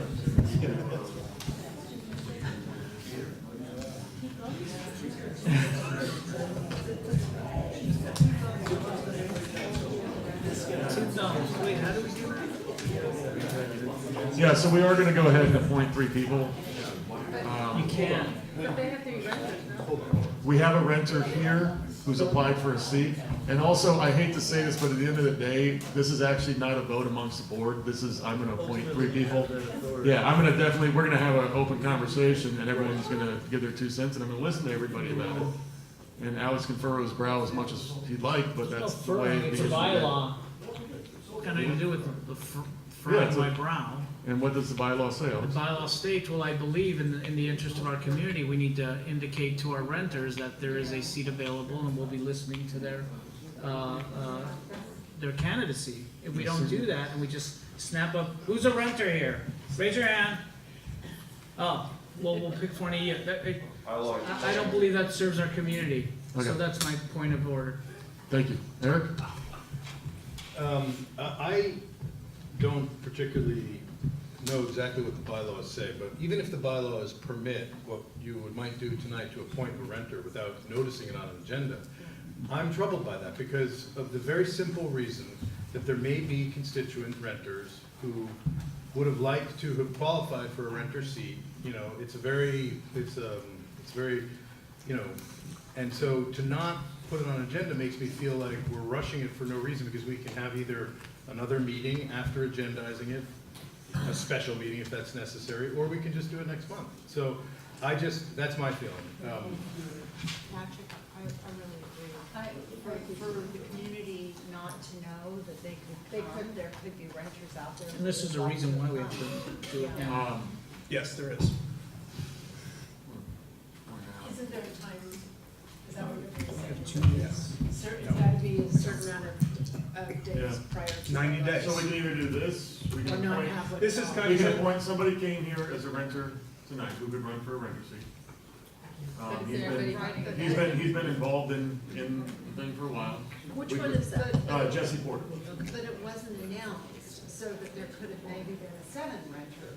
I know, but the thing is, what they're saying The election. is if we don't do this May tonight, 16th. then we don't. Then we won't do it. No, that's not. I Well, think then, that- That is true. then the Yes. seat remains Then let's not do vacant. it. The seat No, remains but vacant. none of them. they wouldn't have a chance anyway. Hold on. Or we should. Can I just say, for point of order here, this is a situation within the bylaws which 2 different rules are against each other.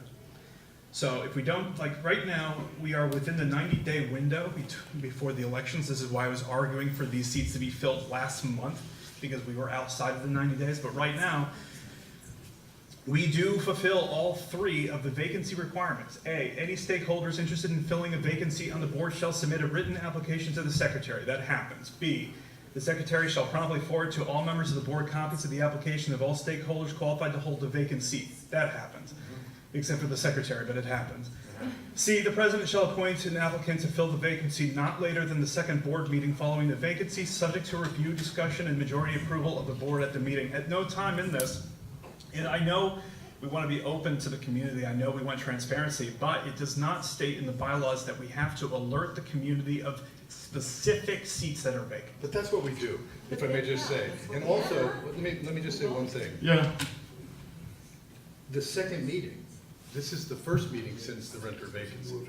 And it is, but no later than. It's not a. Yeah, it but the must be second the meeting is second. coming up, so we can still do it have at the time. next meeting. We And that could. would accomplish. We We could, could. but at the same point, it's the president's authority to choose which meeting. he No, I wants. understand that he could Which blow is you what right we're through gonna- it. I'm just yeah. pointing out that it's not true that we can't do it in a month. We can do it in a month, we can put it on the agenda, as many of us have said, and you can just steamroll over us, of course.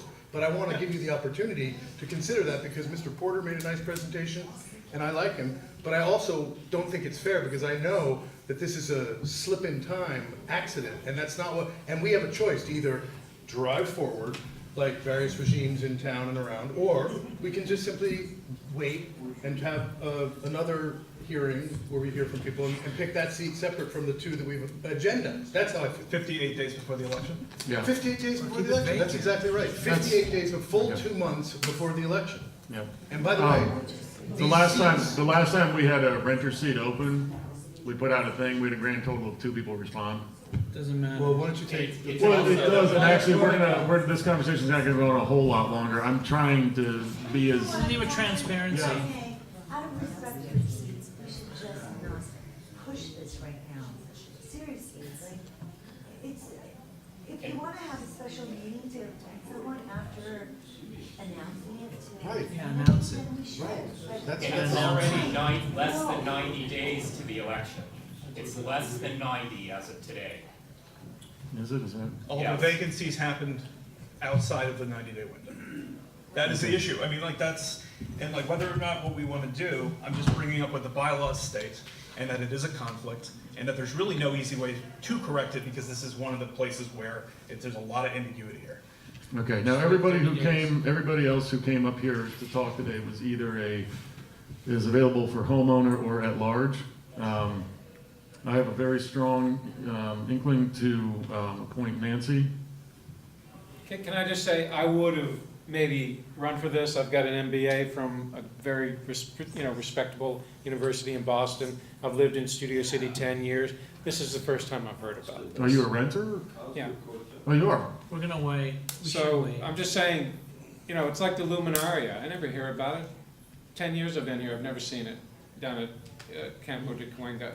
I never heard of your announcement. I don't know what, Are you on our email? venue you're I mean, using. yeah, I mean, are you on the email list? I think I am, but Okay, then maybe you, I'm not. Maybe it's going to spam. I don't know. I'd have to check. okay. But I know if you do hold it off, I think I would, toss the proverbial hat. Yeah. Richard? My concern is, and it's not just divisive, but that our next board meeting is after the closing date of people to apply for to be elected in the May election. So we have a special meeting. So I'm saying is that, so some people may change their mind and what they wanna do, because if it's not done today. Other than that, Okay, if, It's never been brought up. It's weird. Why are we pushing it? Okay. yeah. That's what I'm trying to figure out. Just keep it vacant.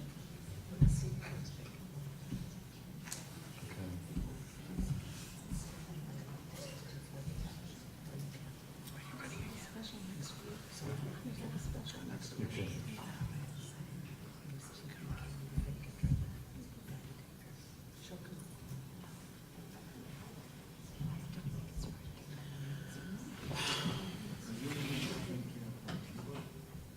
I've been saying this for, yeah. This is why I put this on the agenda.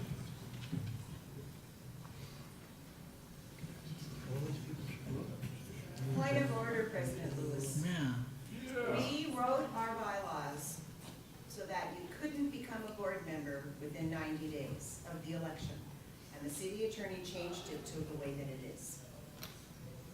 That's how we have those words exactly, however you want to interpret them. But we did put it the other way, as I think Brian was stating. So that's, Where are we at then?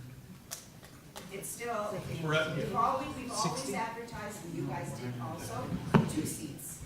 So maybe you just have to go by your precedent. Yeah, the And have a conflict- special meeting if you want to, or just Yeah. leave it empty. The conflict seems to be that there's, the two rules that are in conflict right now is filling vacancies within a 90-day window, but also the rule specifically saying that a person cannot be replaced within this, or no later than the second meeting after the vacancies. Right, and that we argued, and we still didn't get it changed, because Totally. you write your bylaws, you send them into the city attorney, or it goes to the city attorney, Right. and they give back what they approve, and you're done. That's how it works. Absolutely, I'm just saying that these two rules exist concurrently. I would just ask, what's the compelling reason for seating somebody tonight? What's the compelling, what's For the renters? Because we have an opportunity for people who come out and want to be engaged and want to be a part of it. I mean, they've come here, they've been writing to me, they're here. They're, Not the renter. So let's see 2 people today. we're gonna see 3 people tonight. And then why don't we talk about who we would like to have on there? Well, we only have one renter, right? So if we're seating 3 people, that's a known quantity. Okay, and then I have strong feelings on Nancy. Does anyone else? Yes. Everybody? Yeah, visual about. Yeah, good. Yeah. Does anyone else have? What do we do, what is a strong, what did we do? I think she'd be a great You're addition. nominating Nancy to be the. Yeah. At large. So- At large? To be at large. Okay, so do you want to? Well, wait a second. Wait, but Who then else we'll is- lose another at large. Okay, so now let's, I No, no, think we you had need to two. do it the other way around. I think you need to do the homeowner first. well, they're all homeowners, so they're all available for They're not both. all Okay, so Nancy, then, Nancy is not a homeowner in Studio City. Oh, she's She's She not. has to be at large. okay, so Nancy's the at-large candidate. Organized, No, so we're the Marcia, Marcia's Marcia's at large as well. Marcia's the one that's not the homeowner. Marcia's not. Nancy, I think, lives. We still does. Nancy's the Oh, you're bylaws, right, yeah. Marcia is too. So Nancy Okay, Yeah. Nancy is in- So then Nancy will be the homeowner seat. yes, and Marcia. And now everybody else is open for the at-large seat. yes. Eric, do you have any strong views on any of the candidates? Who would you like to see fill the at-large seat? So, I like all the candidates. It was very nice to hear from candidates. I think Nancy, I would support Nancy being the resident. And I have taken notice of one of the candidates because he participates in the Government Affairs Committee, and I like his work, and I would, nominate, I guess, I don't know who does that, but I thought that Rick Rosner, brings a lot of fresh ideas, and he's been, he shows up at our meetings, so I find that very impressive. So those are my two picks if I have. Heidi? Marcia, she's been on the private safety committee for a long time, and I think she would be great. Patrice? Agreed. She's super active, super into it. I think she'd be great. Are you talking about the at-large? Marcia. Marcia. I like Marcia too. Brian? My thoughts is Rick Rosner, I really like, and I think, was the first one, Linda Lee, and her, those two. Marcia. I'm good.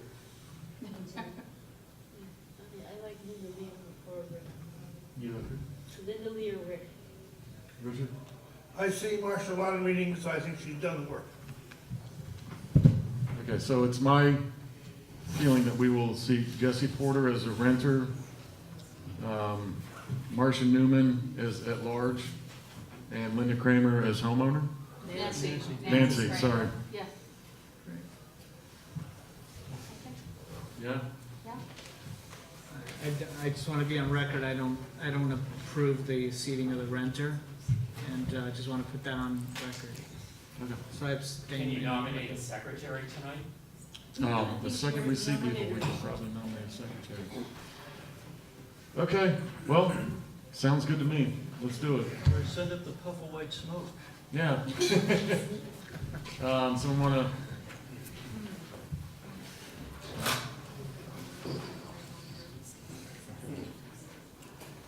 I've never done that before. Send up the puff of white smoke. Never done that. I've never seen anything. No, this is out of date. You like, is the ladies? Address it to Denise. Yeah.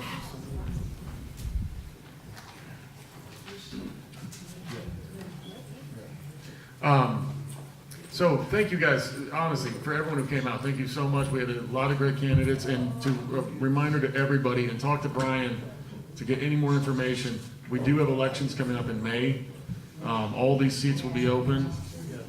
You'll need Especially to, this you'll one. need to register before March 4th, please talk to me. Yeah. So we had a discussion amongst the board, and to the people who didn't get selected, we really hope, stick around. There's lots of committees to be on. That's where actually all the work gets done anyways, so we hope that everyone can do that. So we are gonna seat the missing 3 board seats.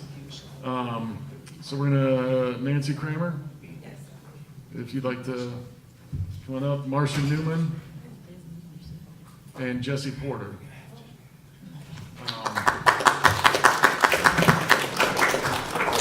Point of order, Mr. President. That's it. Point of Yeah. order.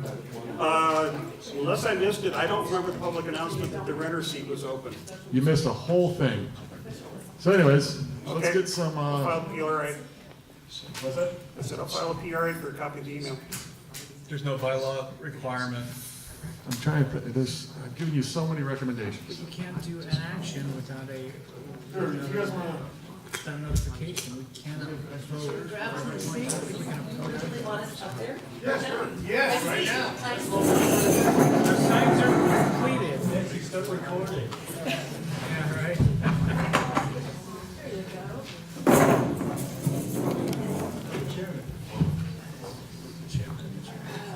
There's one over there.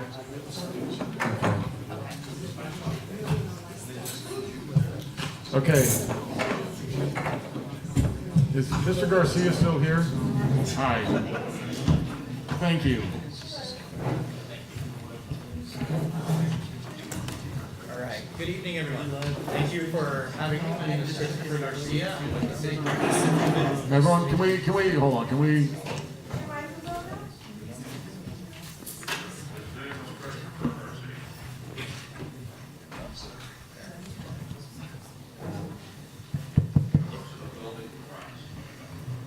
Let's see.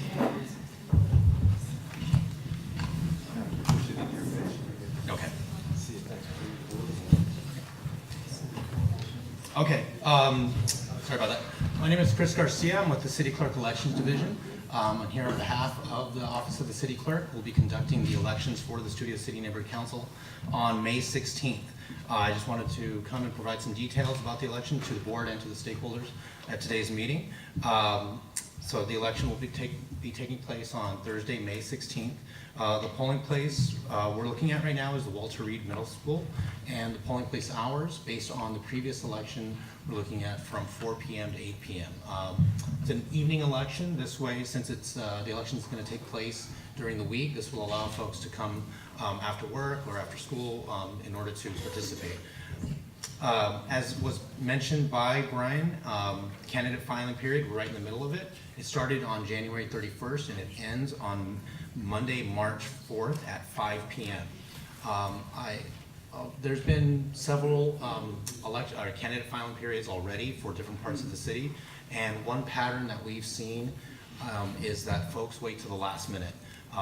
The majority of candidates actually file within the last 5 days of the election, and then on the last day there's a big rush. We strongly recommend not filing at the last minute, because if there's any issues regarding the seats you want to run for, the documents you have to provide, it's best to allow yourself some time so that if there are any issues, we can work with you to resolve those. If we wait till last minute, we may not be able to submit an application. All the seats will be up for election this year, and they will be for 2-year terms. There's different ways that you can file with our office. We have paper applications that are available to download off of our website. We also have a candidate filing portal, which you would have to register as a user with a password and then complete an application. All candidates are required to submit some sort of documentation proving that they're eligible to run for a particular seat. So for example, if you're running for a renter seat, you have to show that you actually rent and live in a place within the Studio City Neighborhood Council, so like a lease agreement, renter's insurance, along with an ID showing that you are who you say you are and you meet the age requirements. So that's an example. To vote in the Neighborhood Council, you have to be 18 years of age. However, for the youth seat, you have to be between the ages of 15 and less than 18, so roughly 17 years old, in order to vote for that particular seat. In order to receive a ballot, voters also have to provide some sort of documentation in order to qualify. So the city clerk will be overseeing all administrative aspects. That means we will be recruiting the polling place, recruiting the poll workers, training the poll workers, and then staffing the polls on election day. This will be a paper ballot only style election. There won't be any vote by mail or online voting. So in order to vote, you have to come out to the polls on election day and cast a paper ballot. Let's see. Oh yes, candidates. If you choose to run, you have the option of submitting a candidate statement and a candidate photo. This statement will be posted on our website as well as the photo, and then these will be posted at the polling place on election day. And the deadline to actually update those is 7 days before the election. So if you feel like, you want to get a message out to the voters, you will have up until 7 days before the election to update your statement and your photo. And with that, I can take any questions from the board or from the stakeholders. Anyone out there have a question for Ms. Garcia? I'll pass. Okay, Eric? Yeah, why do you think there's a lot of registration activity right at the end of the period? That's a great question. From what we're noticing is folks like to see what seats are open and what gives them the best chance to actually, win an election. So, What do you mean? so for example, in some neighborhood councils, they have a lot of seats for a particular category. Say they'll have like 10 at-large seats, and there's only 5 candidates running. Candidates who may qualify for more than one seat will kind of wait and see, I could run for the seat with fewer seats available, or I can run for the one where my odds of winning an election are better. So we will actually see some folks file for one seat, withdraw, then refile for another one. If it looks like their odds are for election are higher. Now that's not the sole thing. Others are just uncertain whether or not they actually want to commit the time to actually serve on a neighborhood council board, because a lot of folks, they take this really seriously, so they're really weighing, is this what I want to do for the next 2 years, even 4 years for the boards that have 4-year terms. So fortunately, we haven't seen a lot of folks withdraw. They're fully committed to standing for election, but that's something that we've seen lately in communicating with candidates who have, I guess, chosen to wait till that last minute. Just a quick follow-up. You mean that if a candidate wants to run as a residential homeowner, that's possible, but they could also run in a category which is open to other kinds of people? Correct, like an at-large or something, yeah. So I could run as an at-large stakeholder? Yeah. And then I could get voters of all different kinds. They wouldn't be restricted to vote for me. A resident could vote for me, a renter could vote for me, but if I run as a resident, then only residents can vote for me in our system. Correct. So That's a point, and I spoke with a candidate recently from another neighborhood council, and she was having that exact debate of who are my constituents who can vote for me versus what's the wider, greater pool, and then she was looking at it also of who will I represent, a narrower category of stakeholders versus a wider category. So these are the sorts of debates we've been seeing amongst candidates, or at least discussions they've been having. So, yeah. Yes. Who was responsible for advertising the election?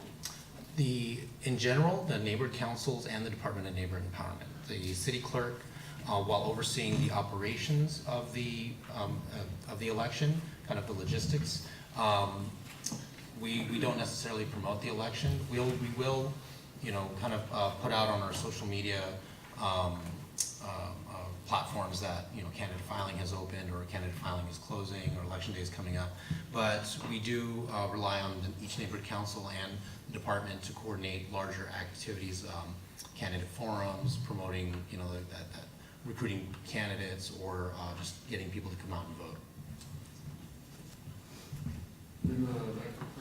Statistics on previous elections. Yes, we do. This is the first time our office is conducting the full scope of the elections. We did it in partnership with the Department of Neighborhood Empowerment, but so we have some statistics for candidate filing, but other like turnout statistics, we'll work with the department to. I think they have those available through their website. Or at least if there's specific statistics you're looking for.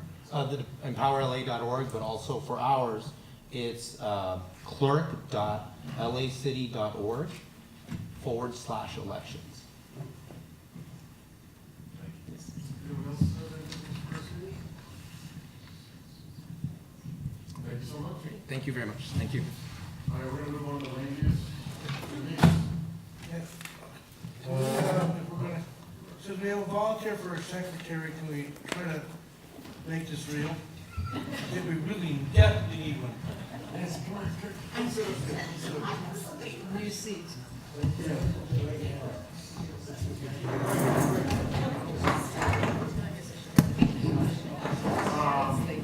Okay, land use, Denise. Okay, land use. We had some motions. 9A essentially is Lululemon.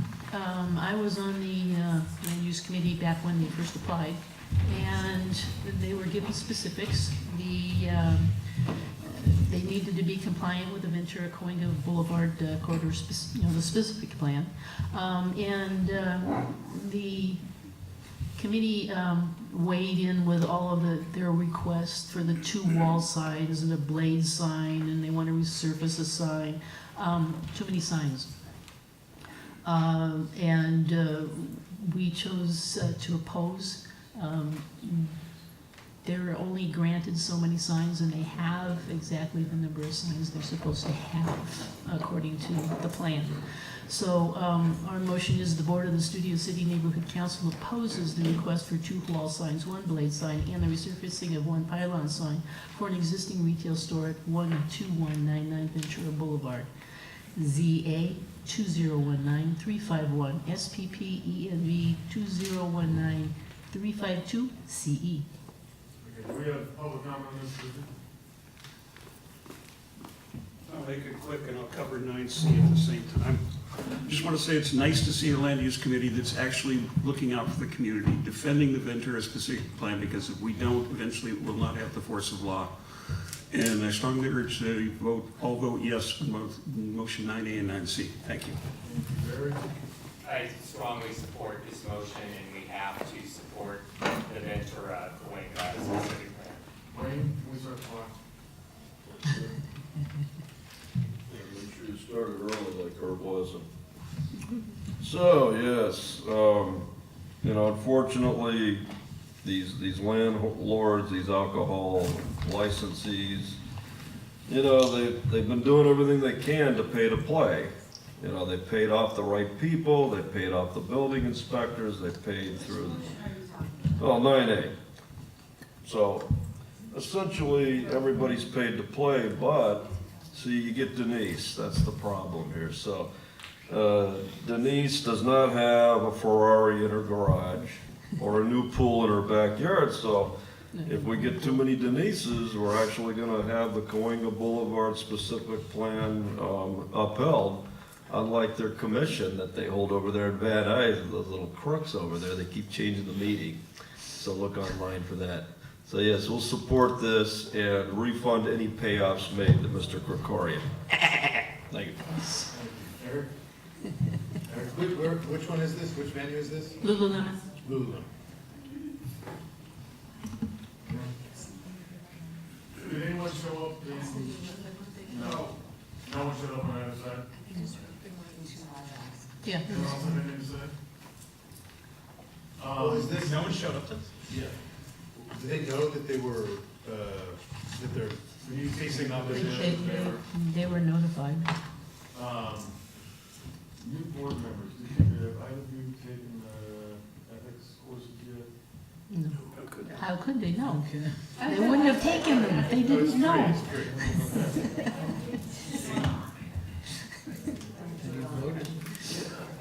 I don't think they can vote tonight. Yeah. I know some people did ahead of time. I know that we all took ours before we sat down, right? Yeah, but you were elected, and they were just elected. Why would you want to do that? I missed something. Right? Okay. Just in case. They know. We're gonna vote in, just show. Yeah, Lululemon knows what the game is, and they were just trying to put some more signs up. Okay, show of hands, all in favor? Meaning that you're opposed. Right. We're for the motion. You're for the motion. I'm abstaining on that, understand. They can't vote on this. We'll see. All right. Eric abstained, and who else abstained? I have not voted, and I will not vote. Mr. Welch will not vote. Is that an abstention? Correct. Okay. Interpret that correctly. All right. Moving right along. Board B, Let's see, the Board of the Studio City Neighborhood Council supports the request of a private street in conjunction with the construction of a new single-family dwelling at 12340 Viewcrest Road, ENV 2018-7380 EAF. There is a current road, and it's not in great repair. The gentleman in question is going to fix the road, put curbs in, proper drainage, yes, and put a fire hydrant in and all those good things. And, you know, he does have an easement and the right to be at his property. Would you like to present, please? Sure.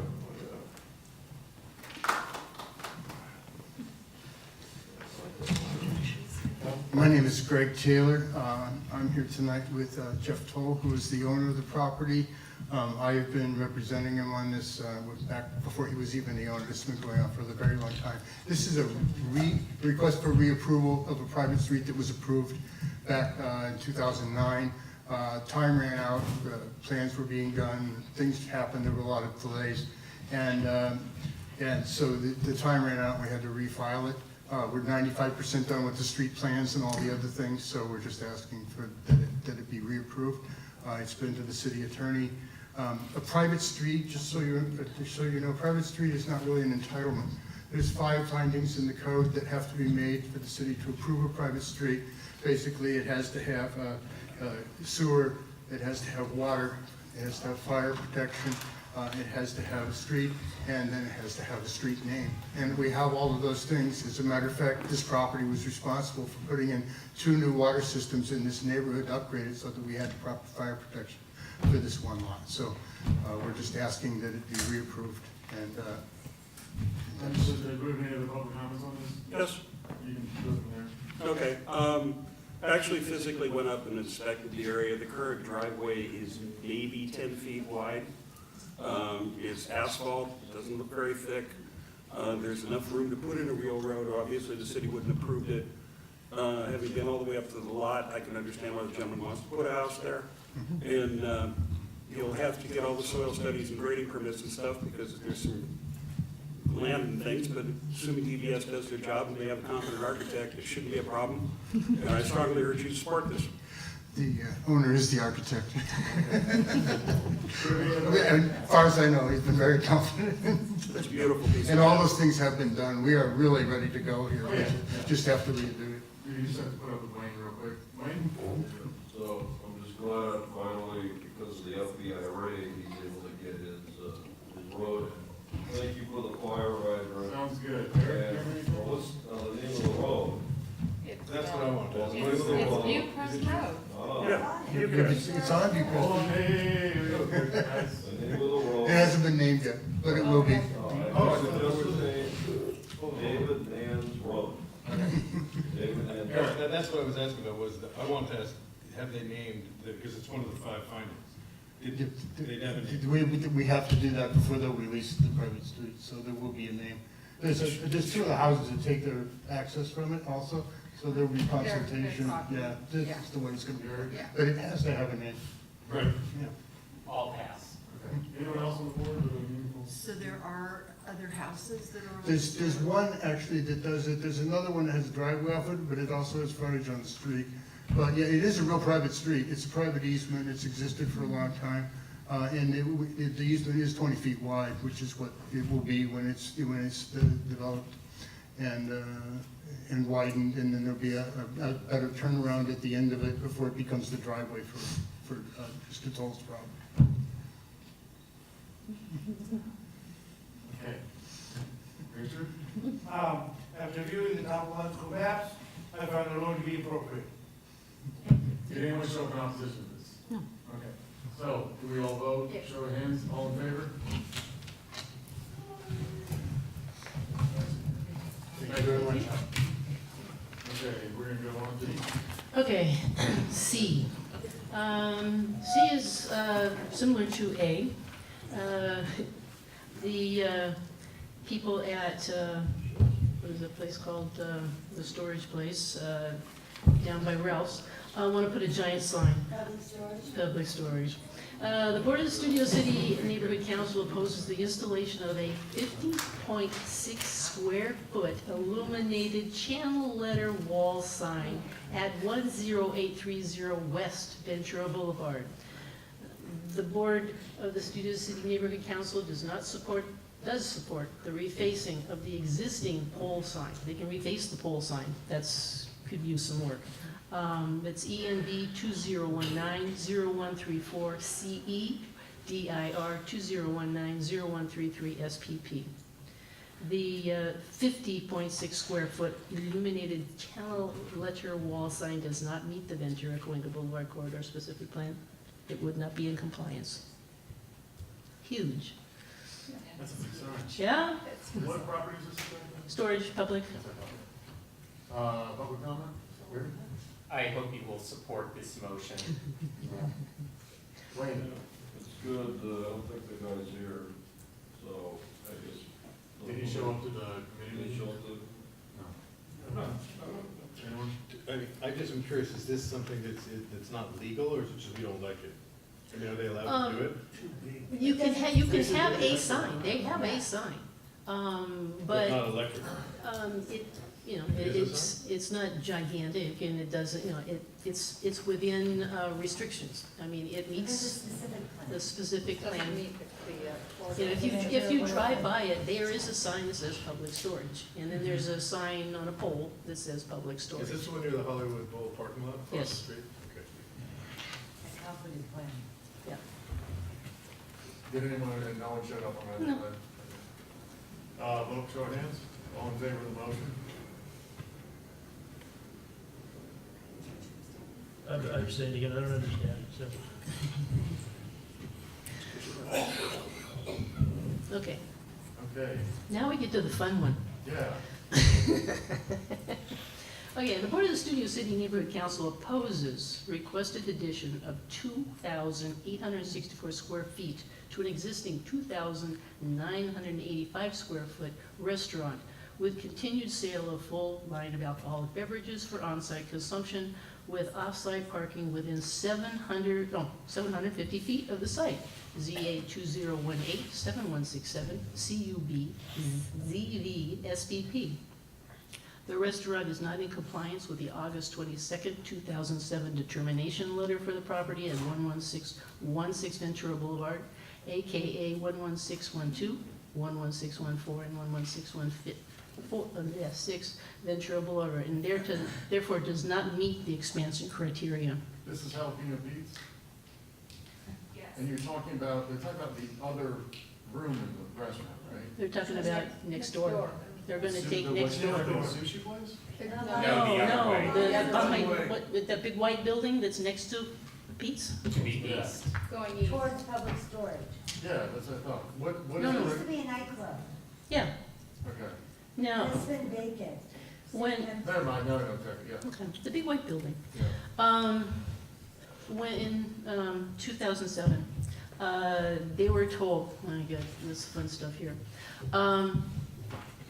They were to be limited to 50 indoor seats, maximum of 26 patio seats, and their areas, time for, when they were open and closed, they have to tell the patrons not to park in the area of the houses, and the valets are charging, which they're not supposed to do. And the 750 area away from the building where they were supposed to park is a fenced-off parking lot. Minor problem, it's always full, and you can't put 30 cars, which you're supposed to have, in this little teeny space. So, and when this went in, it was a premises, it was supposed to be a premises, it's gonna remain a bona fide sit-down restaurant with food service available at all times when it's open. If you've been by it now, it's not a restaurant, it's a sports bar. You know how many big screen TVs they've got all over the walls? Yeah, it's a sports bar. How many teams? I didn't count them. drive by it and you can see like, oh, there's at least 8 to 10. There's a bunch. So it no longer meets its criteria. It's no longer what it's supposed to be. And to double what they are now, it is noisy. The noise carries. Because everybody runs across the street, they got these giant lights over there so that nobody gets run over. You're just going to take a area that is now a nuisance and make it an even bigger nuisance. We have public comment on this? Yeah,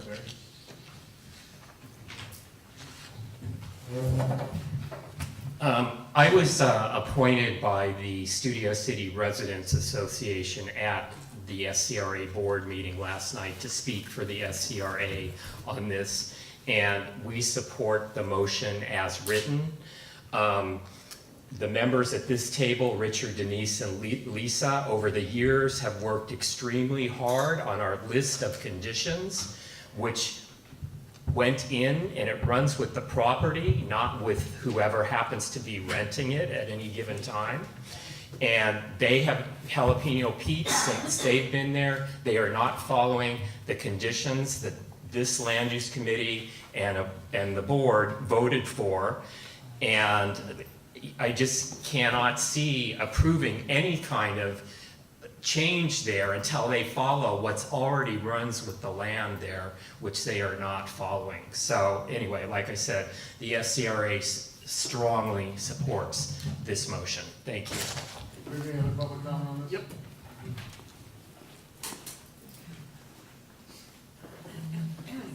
I would point out in passing, I was 50% of the committee that came up with those conditions.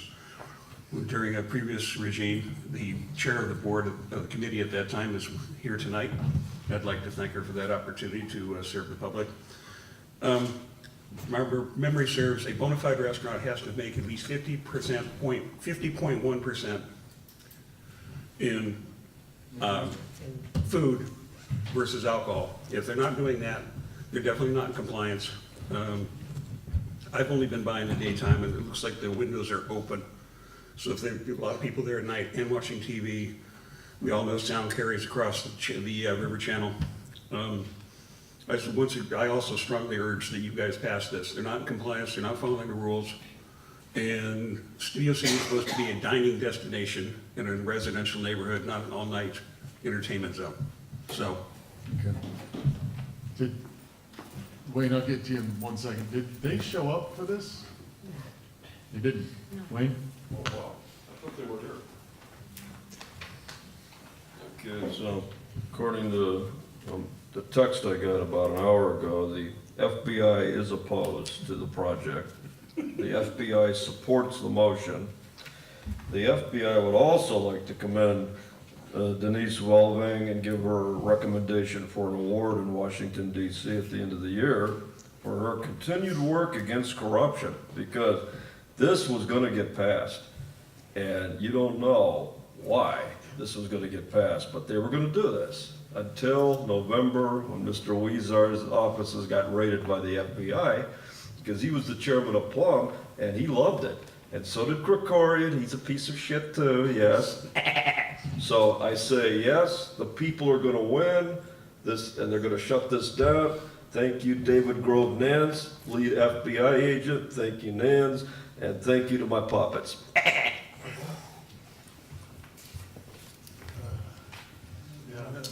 Yeah. I'm a little confused because it seems like there's some compliance issues, but are they before us, the compliance issues, or are we facing, is this an application? No, this is an application to grow the business. Right, so, but what are the No, non-compliance though? nobody has come to us about compliance. This is the first. Oh, so are there any complaints about their behavior by anyone? I mean, I've not noticed. Yeah, there have been complaints about it.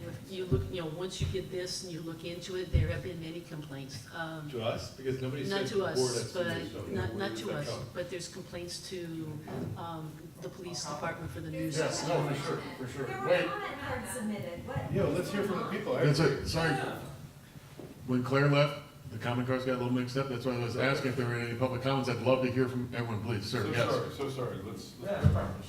Yeah, so. You're going to give me another 60 seconds. Thank you. Okay. How you doing? I'm Fred Godlash. I live at 3939 Blue Canyon, next door to the club.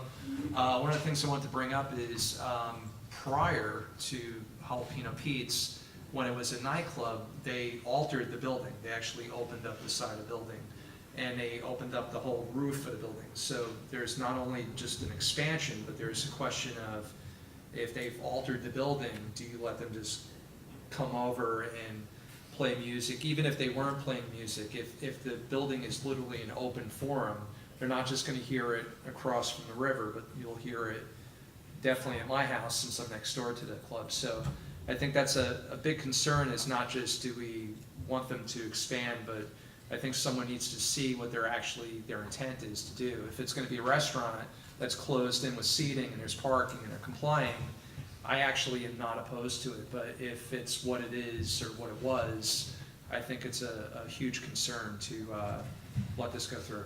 So that's my comment. Thank you. Thank you. Go, Melissa.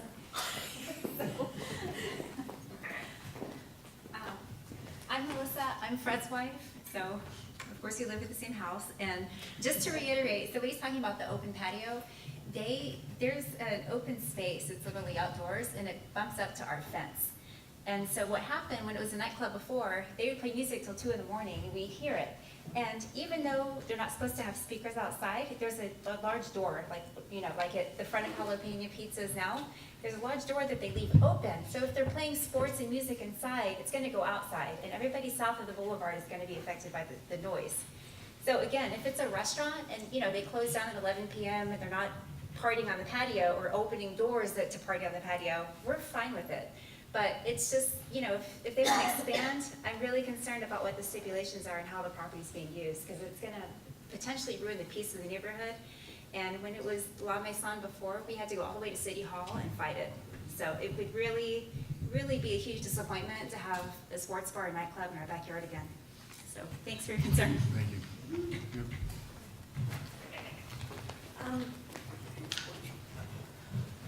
My name is Allie Spotz-DeLazar, and I live above them just a little bit. But some of the things that come up are, the first piece is we kind of just basically barely heard about this. I emailed you and you didn't have any knowledge about it either. And as first question is, obviously I'll keep up better on the Studio City announcements, but to have things kind of sneak by doesn't feel okay as a neighbor. So that's the first piece, is I want to be more informed about what's going on. So that I can be more active and take more action. That said, if I don't understand their hours right now, I think they're closing earlier, but if they expand, my understanding is they'll go to 2 a.m. almost every day, if not every day. They don't have enough parking spaces. Like, if we want this to become a mini Sunset Boulevard, then that may be a community decision. But to have a sports bar that is potentially open until, I believe it's 2 a.m., functioning daily, that changes the peace of our neighborhoods. That changes the parking. I don't know what's gonna go on with the permits. I know Melissa and Fred have had vomit on their front steps quite a few times. So what's going to happen when we double expand and it's a sports bar nightclub? So I just want more information before I say yes or no to anything. What are the hours? What's going on? What are their intentions? I want more information, and I want more information from you guys. Great. Agreed. Thanks. Thank you. Eric? Wait. Yeah. I can put in a card, but you No. don't need to hear from me. Go. Because I know some of these answers. And first of all, I'm here for 22 households on my side of the river, which is the north side. I'm Lisa Sarkin. I have photographs of all of the streets on our side that go anywhere near Colfax. There's not a single parking place at any time, ever. And it's worse on the hillside where everyone else lives, but they have, I believe, permit parking coming in, so that'll be another problem. But I've lived in my house for 42 years, and when there were bars instead of all the wonderful restaurants we now have, it was hell.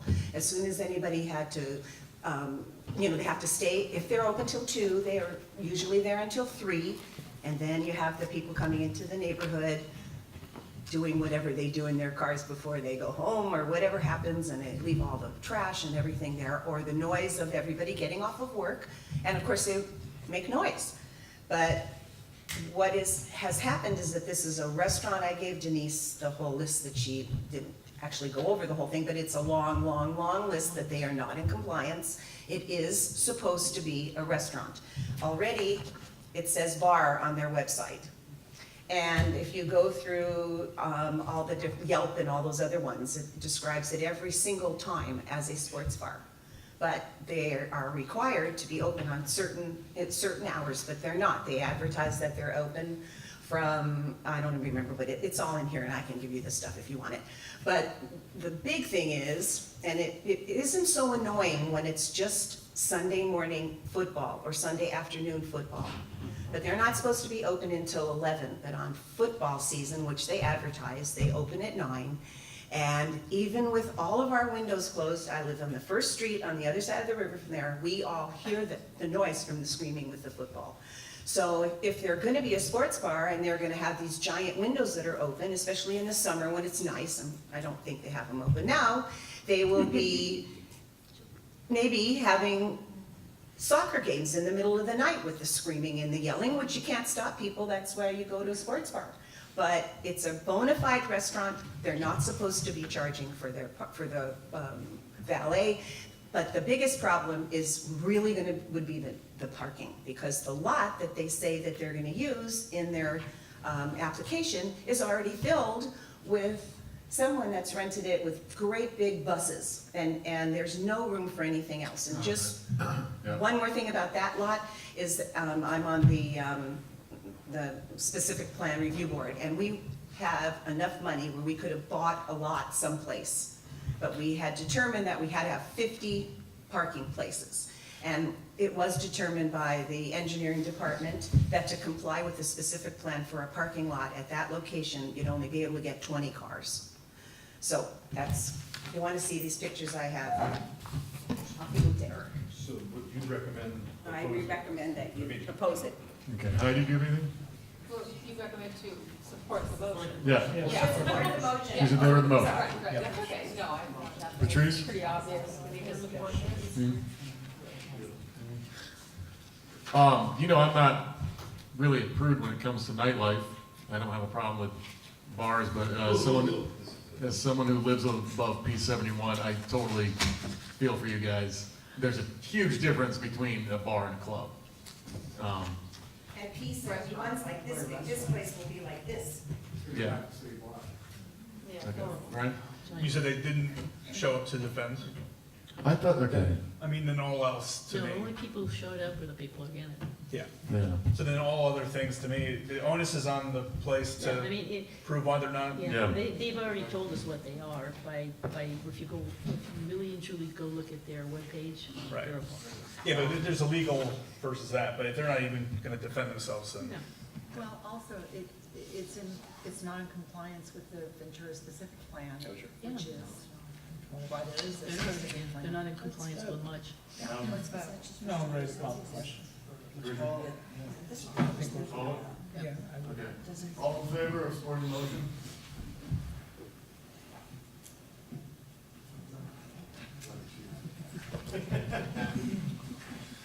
Okay, Eric. Yeah. You want to approve the budget?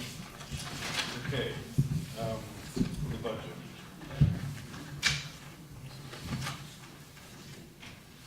Right, okay, so awkwardly, we had a very nice meeting with Keith Schwalmberg and a guy named Mr. Silver, who came in to talk about the NoHo Home Alliance to the Government Affairs, to the Budget Committee for a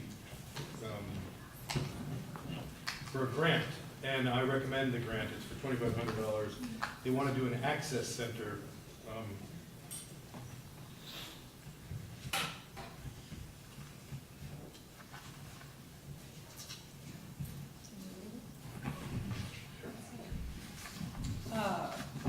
The NoHo, I'll just read the purpose grant request. The NoHo Home Alliance requests $2,500 to expand Monday service to their current Wednesday drop-in service from 8:30 a.m. to 12:30 p.m., at which they provide 2 hot meals, bag lunches, showers, as well as medical care and more. And they connect guests to housing placements. The funds will cover tangible program costs such as food and clothing, new socks, underwear, MPG attached. The motion, the board approves an MPG of up to, and then I guess it's blank, we're asking for 2,500. Right. Okay. Yeah. So this was brought by Keith through the homeless Through, outreach? I think through Keith and a guy named, I think it's Andrew Yeah. Silver. Who's on the board? Who's on the board committee. of the NoHo Alliance. And, you know, their plan is to try to do these, they do one at St. Matthew's, and they're looking at the other church, there's St. Matthew, and there's Charles? Charles, thank you. And is Ms. Yeager, or is it? Yeah. Yes, okay, maybe we should hear from. Yeah, well, the- actually, why, yeah. can you come up Give and, us a description of it. That would be great. Thank you so much. Please pardon my voice, I have a terrible cold, so, because it was a long weekend. I also bring you greetings from the NoHo Neighborhood Council on which I sit. I'm the chair, or was the chair of the Homeless Committee, and the vice president there. And I also bring my personal condolences and the condolences of the committee you heard from and from the whole council. Keith was a friend and somebody that was a great joy to work with, and we were both very excited, as are a lot of people in the community, that we have the opportunity to expand our program. We started what we call a pop-up drop-in access center for persons experiencing homelessness. We started that 3 years ago. Because we realized that one of the challenges in our area, just in case you don't know, is that all homeless services in the San Fernando Valley, in the East San Fernando Valley, are delivered by outreach teams. There is no place for adults experiencing homelessness to go to find an outreach worker to be connected with services. And so we started one with no money, just we did it, and with people. And this is a program that is run primarily by volunteers, myself and another person or a minimal staff. We had our gathering today. We had 60 people, 60 persons experiencing homelessness. And when people come, not only do we provide the emergency services, but more importantly, we have the outreach teams from LA Family Housing. We have a multidisciplinary team from Northeast Valley Medical Center that provides a nurse, a nurse practitioner who can write prescriptions and do care and schedule appointments, and if necessary, we call 911.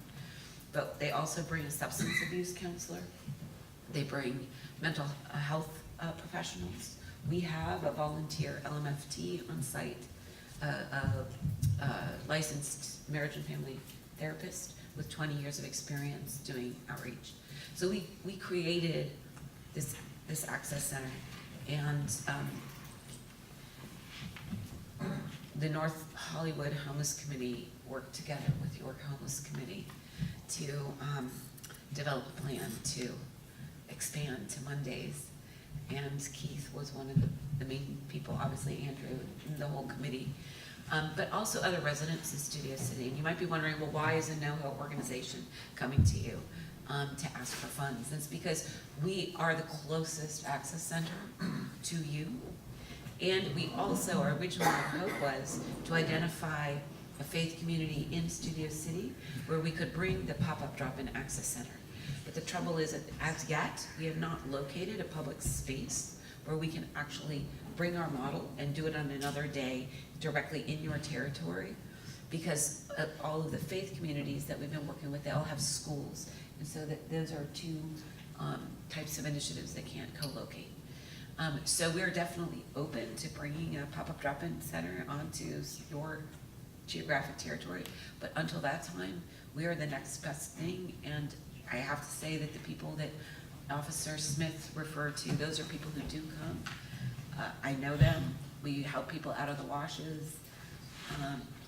And so that's why we come before you today and ask for support so that we can expand the program. We are going to be expanding it to a third day later in the year, but that will be at in NoHo in the Chandler, kind of in the Chandler area. okay, do we have any public comment on this? Yes. Let's go, Barry, go. I would just like to know approximately how many Mondays this $2,500 pays for, and be so in the motion. I would have to do some calculation. The budget for an additional day is about 28,000, for, to run all Mondays for an entire year. So if you would like to divide that, and come up with that figure. It'd be about a month. Are you a 501c3? We are. It's No Home Alliance is a secular 501c3. It was started by members of St. Matthew's, but but it's a completely secular organization, has a completely separate board. And we have brought onto the board some really top leaders in homeless service provision. Some of you may know John Masseri from the People Concerned, which is the largest provider of homeless services in the city, and others. So it's a very, I'd like to extend an invitation, join us. Andrew Silver is on the board. We have a number of volunteers from Studio City.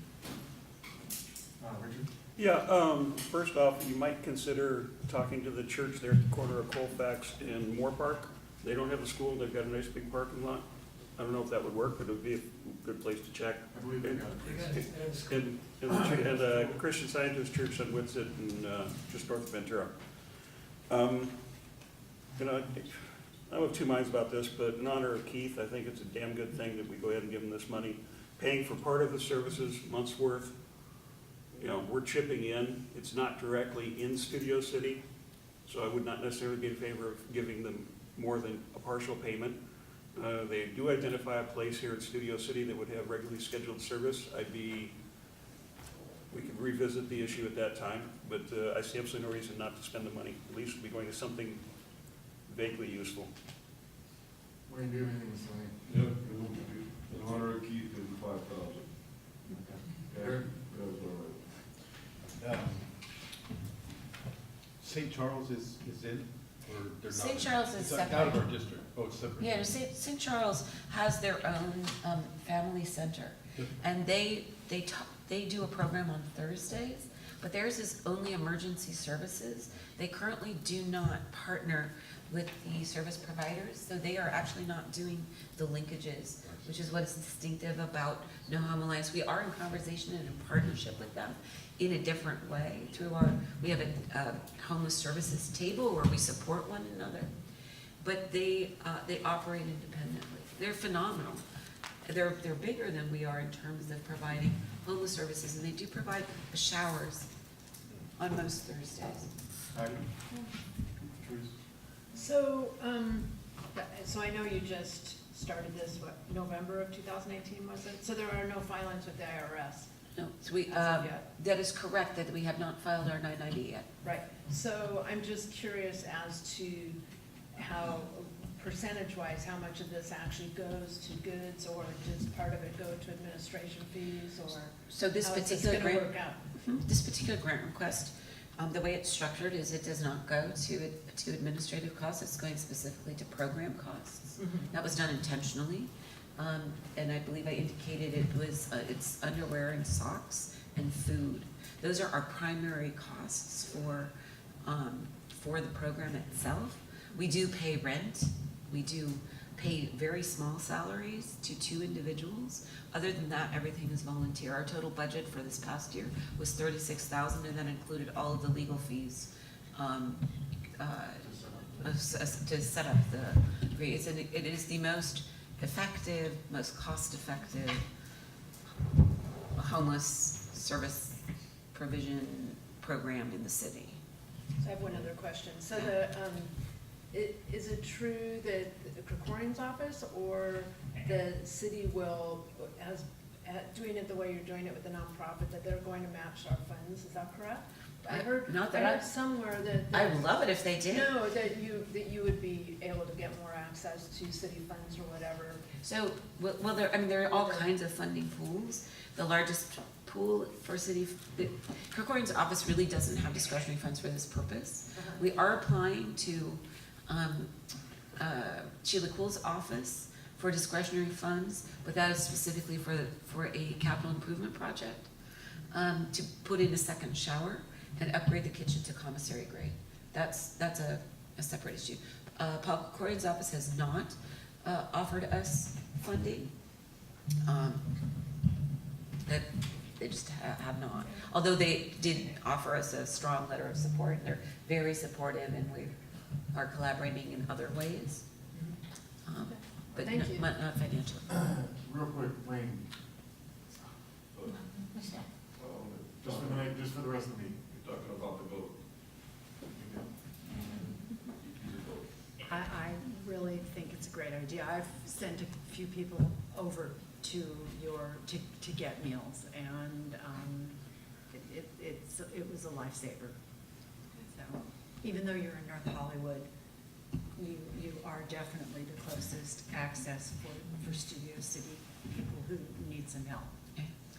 And I can say we did apply, we are in conversation with LA Family Housing, which is the lead agency in the valley, and the one who has all of the housing. There is no other housing.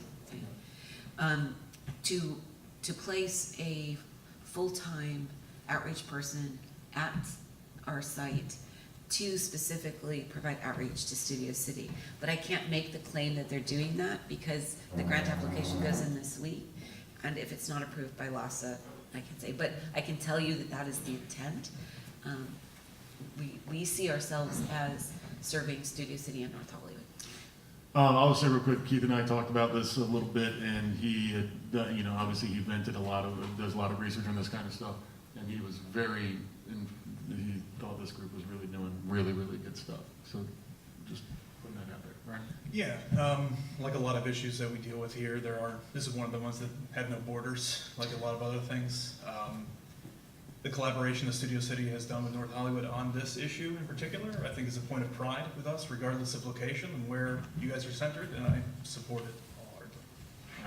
Yeah, hi. I think you guys are doing a great job, and I think the intentions are in the right place.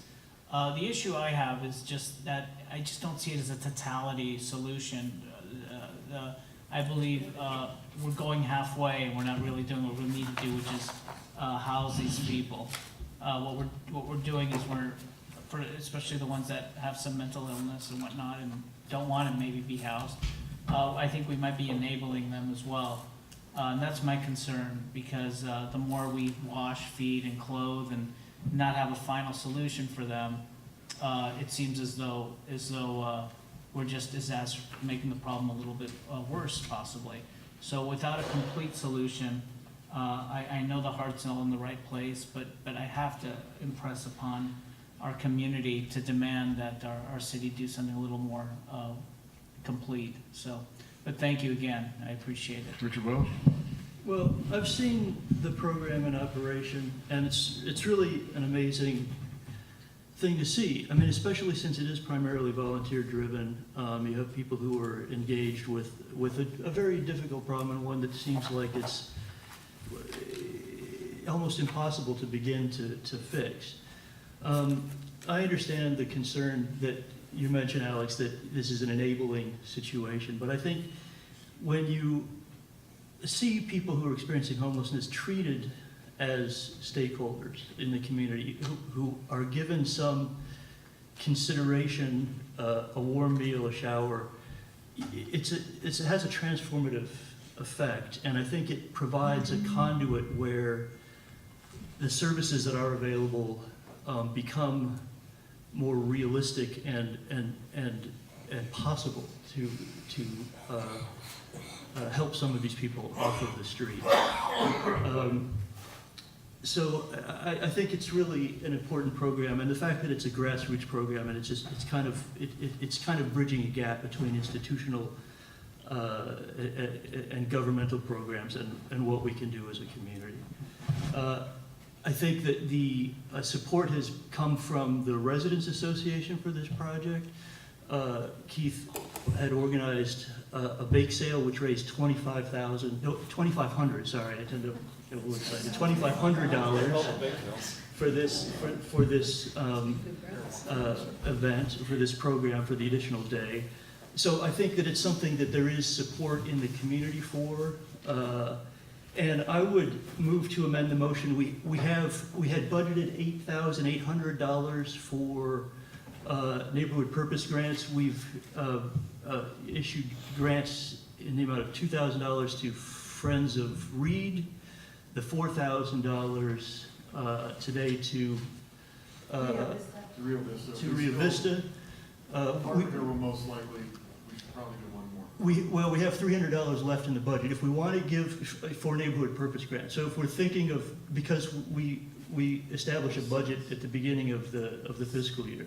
So if we think we're going to give more NPGs out, we're going to need to amend that budget as a board. It's something we need to attend to. But I would take the Wait, I'm sorry, real quick, you want me to do that math? 8,000 and then 4. 8,800.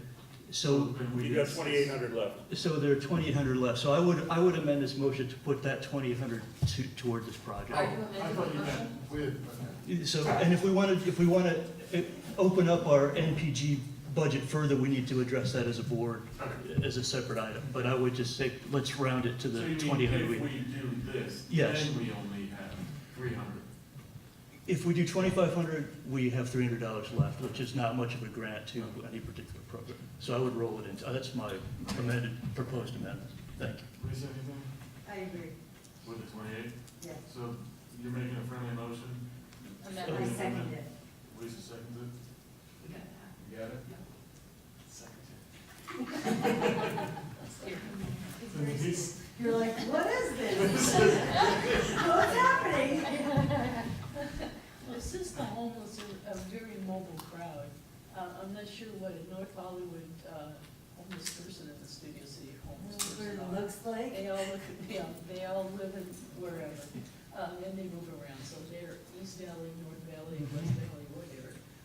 So I can't necessarily say that, they have only a North Hollywood crowd. Yeah, I'm just trying to figure out basically, when you include overhead salaries, underwear, and everything, what's it cost per person, per day to be served? Yeah. Again, I'd have to do the calculation. The budget for one day is 38,000 for the year. Any way of calculating? Yes, what I can. the per person cost is? So You the, average it? right, the average is 55 people for 50 days. So About if you want, 15 bucks a head. yeah, it's about, no, that's about right, because we've calculated, we've gotten a little cheaper, so it's, because we've now served more people, so it's more. So what's that per person per day? About $15. 15? Mm-hmm. Thank you. 38 We're divided gonna by call a vote 50. on this. We need to do a roll call. Are we doing this as amended? So the motion. We're doing it, as yeah. amended. As amended. It'll be 28. 3,800 for 10. $380 per day. Yeah,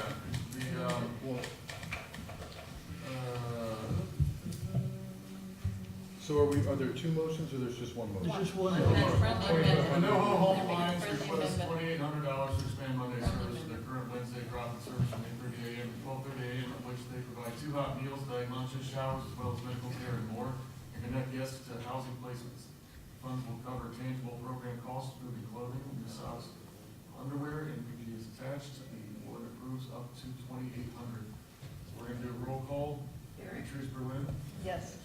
Okay, so we're up to 2,800. 2,800. Yes. Patrice Berlin? Yes. Sorry. Brian Carroll? Yes. Well, you're not doing the word, Oh, sure. Okay, Eric? What? Okay, yes. Yes. Heidi? Yes. Patrice? Yes. Yes. I go yes. Yes. No. Alex is a no. Yes. Yes. Yes.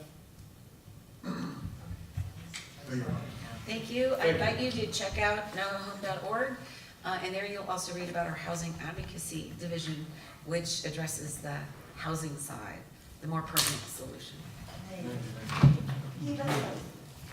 Okay, 10B, Eric, wanna knock this out? 10B, yeah. So we have a bunch of forums coming up over the next 5 weeks, and I tend to be the one who picks up the stuff. So I'm requesting that I be authorized to have a charge card to get the, Trader Joe's, Costco, and various items. Yeah. We only have one at the moment. Yeah, we're authorized, just so everyone know on this, we're authorized to have 2. Right now, Niederberg is the only one. Yeah. So this is a pretty easy, we just need somebody else. Eric's the budget chair, it makes If they will total allow, sense. you know, they told me before they would not allow that, so I'm gonna just make sure it's legal. Okay. I haven't heard that it wouldn't be, so, do we have, comments on this? Of course you do. Yeah. Historically, it has been limited to 1 card per board. I'd also point out that if you have 2 cards, it's going to make reconciliation of expenses doubly difficult. You have to make sure 2 people are submitting everything.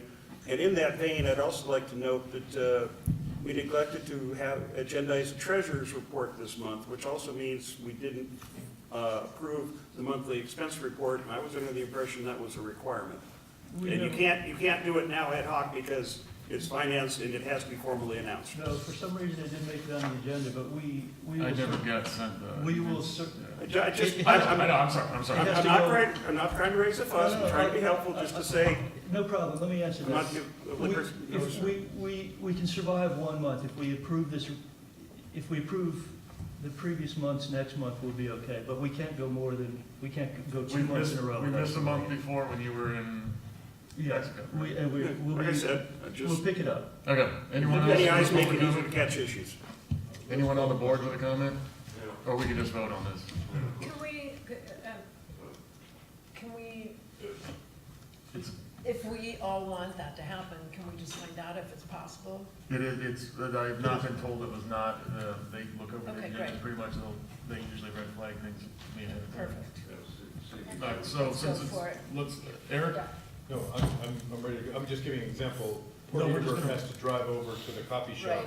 to Yeah, pay. so let's just vote. Eric? Yes. Yes. Yes, Heidi? absolutely. Yes. Trish? I'll go ahead and vote yes. Yes. Brian? Yes. Abstain. Richard Welch? Yeah, I just wanted to mention the fact that Oh, no. I have never lent out the card, never gave it to a vendor over the phone. I would hope whoever gets us on the card will go by the same rules of a strict accountability. Yep. Don't let it out of your hand. Yep, but we're still voting. Lisa? I abstain. Okay, Denise? Yes? Richard Dienerberg? Abstain. Moving on. Thank you. So the public meeting agenda issue is a very brief description. We are all looking at ours right now. These are public meeting agendas. We print out a few. It's the cost of doing business. It is a little hard to believe, but it's true. In City Hall, they have migrated away from such a thing. They are now having people walk into the John Ferraro chambers, drink in the majestic thing, and there's no paper agenda. There's a kiosk, which is hard to navigate, and there's just not one available. If you want one, they direct you down the hall, around the corner, and into the clerk's area, which is it takes about 4 minutes round trip, and that's if the clerk is not, on the phone, which they often are. So it's a very anti-participation new practice. The past practice in December was to just put a few out, and I think everybody agrees that there's a green way to go. We don't have to print up thousands of them, but I just couldn't believe it when I saw it, and they are holding the line.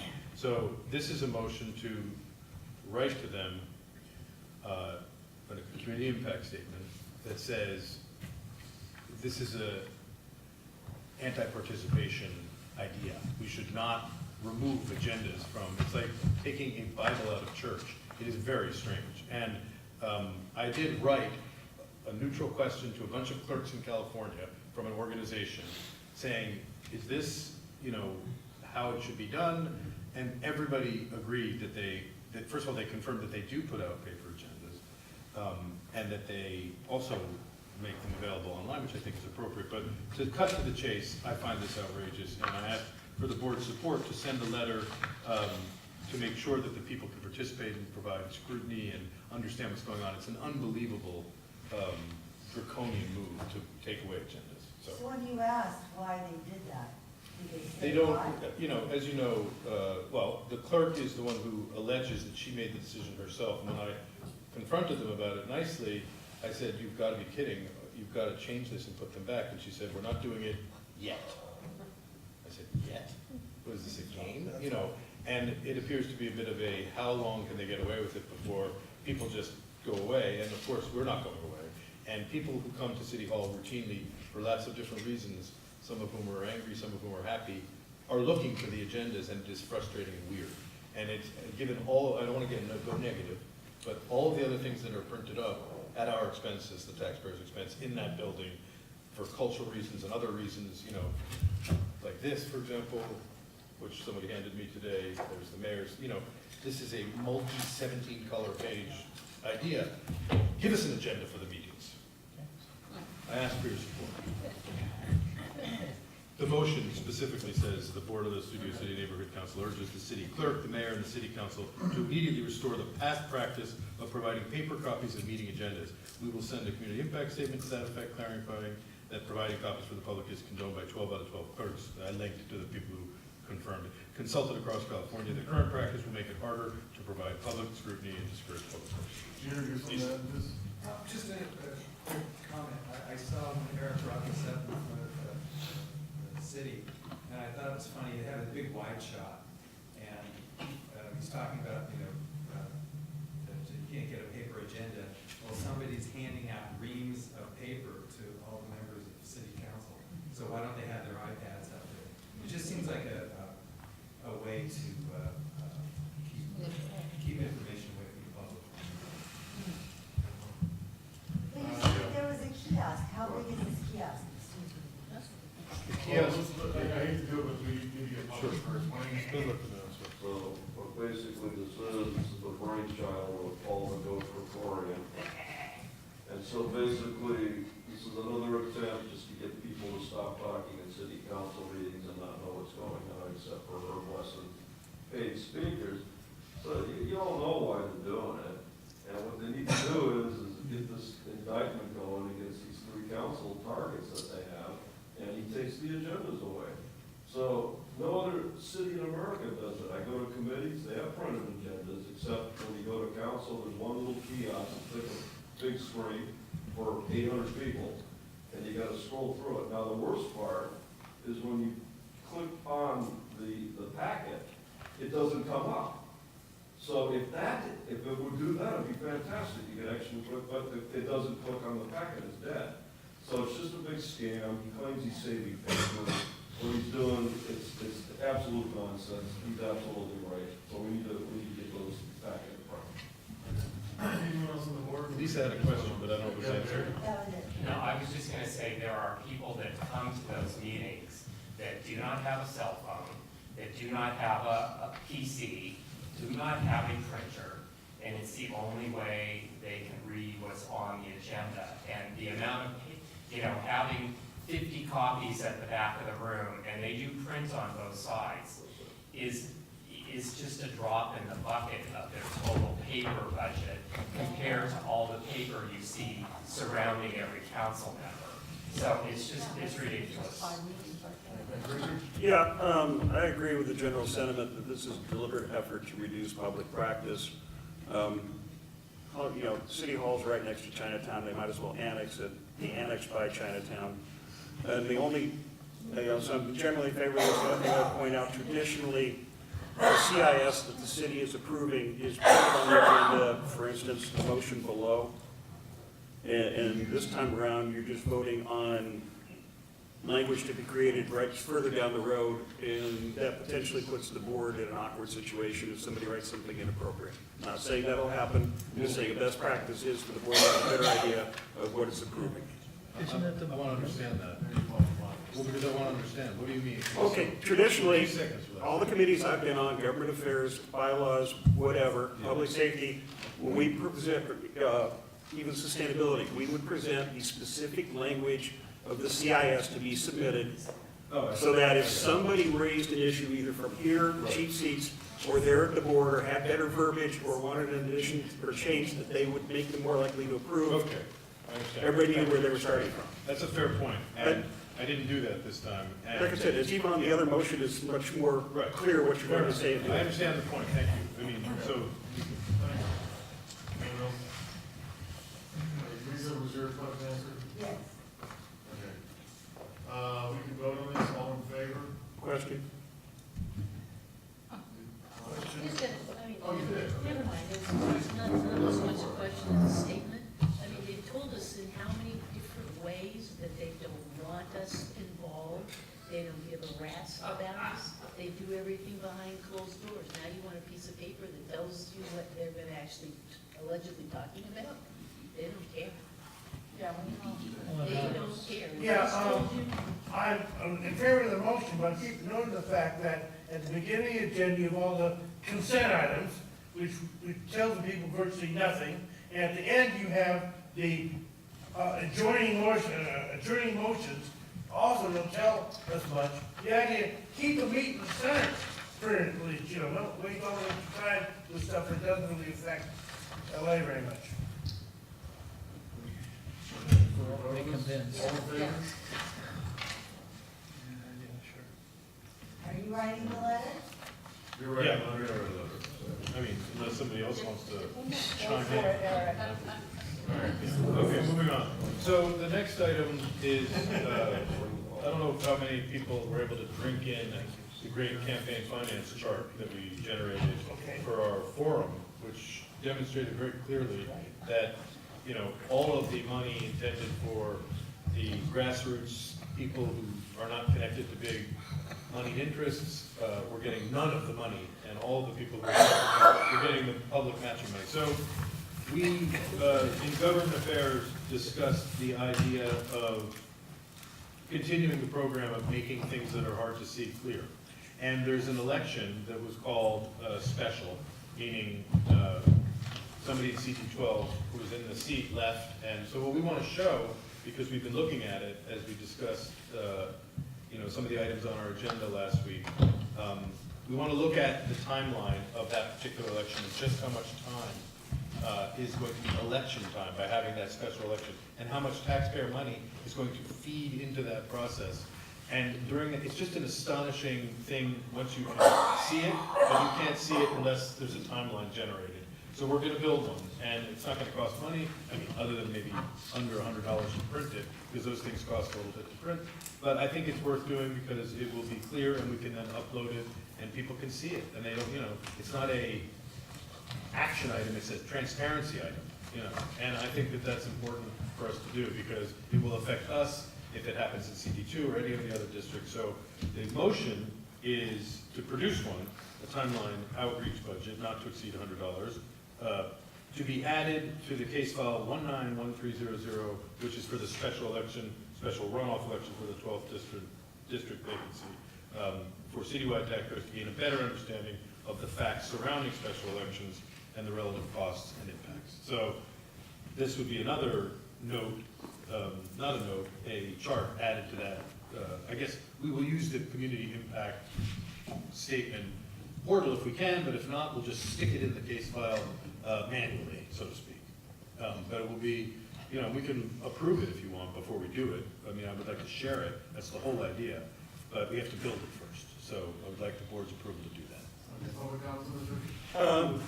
I agree that the board should see what they're funding before it's approved, and make sure, once again, we're not putting out things in public that the board itself has not weighed in on.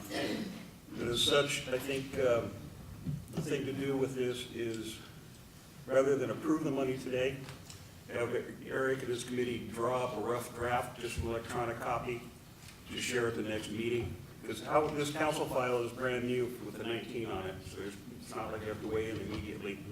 And that way the board would see exactly what was proposed and what they were funding, and that would be much better transparency-wise and also just liability-wise for the board. So that you're not approving something sight unseen, and then when it's in the council file, you get calls from somebody and you're like, OMG, what did we do? Well, I thought Eric was saying that there really wasn't any funding necessary. Yeah, there's not really any money, Yeah. other than when you print the thing. Okay, so like I said, Print it form. I I'm not obsessed about the money. I appreciate I'm the comment, assuming yeah. that you're doing this in your. Yeah, no, the money is really just when you have to print the things, Yeah. it costs some money. So But let's other put off, than let's put off appropriating the money or printing approving the paper. money until you see what you're paying for. What is $100? I just wrote up to 100 because I was worried that someone was gonna say, you didn't request funding, so you have to eat the cost of the print. We have an existing outreach budget, so I assume, I wanna be maximally transparent. I wanna get the information, we will discuss it in government affairs, we'll push it into a chart, and, yes, go ahead. I just had a bunch of, Yeah, I mean, that's the idea. Hold on, we might have the same one. What were you saying? I just have a quick suggestion for me.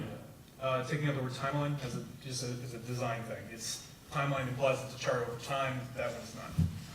So, just take out the word timeline. Okay, but I mean, it's part of the content is. It's not a timeline, it's not over time. The chart. No, what I would like to demonstrate is from the period when the candidate exited the seat, which would be the beginning of the times. Yeah. A certain number of things happen on that timeline, but when you lay out the special election, which takes just, it's over in, I think, June and then August, what you don't see when we're focusing on that and all those costs, which are significant, is that in 2 months, the next election starts, the regular. So it goes on, and that election is especially long because of the weird cycling up that they're constantly doing. So what the impact is that it's like an endless election where the candidates are feeding on this matching money, and you could argue, frankly, that this is good for engagement, because it's a lot of talking, election, and debates, but. Is this chart different than the one that you had at the last open forum? Oh, yeah. Oh, okay. The last about campaign finance, right. I thought that's what this was. Yeah. Anyone else have a comment? Yeah. So, Eric, I have a quick. Sure, go for it. Just because you're budget and government. This year, we're going to budget. It does. Again, the money is really not material, I just want to protect myself. We could even excise the money, because the only cost is the printing. What would happen if we tabled this and you did it and then brought it back? Well, I would like to vote, we can remove the money, but I would like to generate it with the But board's generate it, approval. I mean, the committee can generate, you can generate Okay, that, fine. you know, you don't need permission to generate it. If it's a matter of uploading or filing, you can do that for free. If it's a matter of printing for distribution, you print it as an attachment to the So, agenda. but if I generate something. What do you want, I mean. In the next 10 days, and we're not gonna meet necessarily, right? You meet every 30 days. Yeah, so next board meeting would be the earliest that we could approve it. Yeah. I mean, that's a long time away, but, you know, it's not, why do we wanna table it? To think about it, Because or we you wanna don't review it? know what we're theoretically, what Okay, we're fine. approving That makes sense to me. $100 to That makes print, sense. because we haven't seen Okay. it. Let's move on, we're gonna move on to cultural affairs. Richard, Cedar for National Witness. Yeah, Cultural Affairs Committee group volunteered to put together a summer in the park thing, essentially similar to what was done last year. And we have several other people that are, other than our committee members, that want to be involved. Budget is just was already on the fiscal budget basically, and we just want to do it again. And if somebody wants to ride up on a white horse and lead the charge, fine, but we're a good support group for getting large items on like luminarium.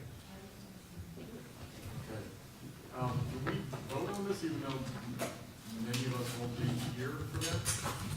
Gotta start now. You have to put it, you have to put in the paperwork now. Yeah, you got to pay for it now. The paperwork has to be put in now in order to get it. Okay, I'm gonna read the motion. Well, hang on, we have to. Public comment. Conversation, public comment. We'll definitely talk about it in a minute, guys. Hold on. The Cultural Affairs Committee hereby offers to accept responsibility for organizing and producing a summer party similar to last year's party at Moore Park, but on June 22nd, 2019, using funds not exceeding those written into the fiscal year 2018 to 2019 through the SCNC budget. We're just making sure that the wording of that made sense. Okay, now let's open this up. Richard? I'm in favor of this. I'd like to propose a friendly amendment that we roll the $4,000, I believe that's the number, allocated to the Green Living Fair, which didn't come off this year because of changes in sustainability. And we're well past the time for a Green Living Fair. We could even short fuse one if we wanted.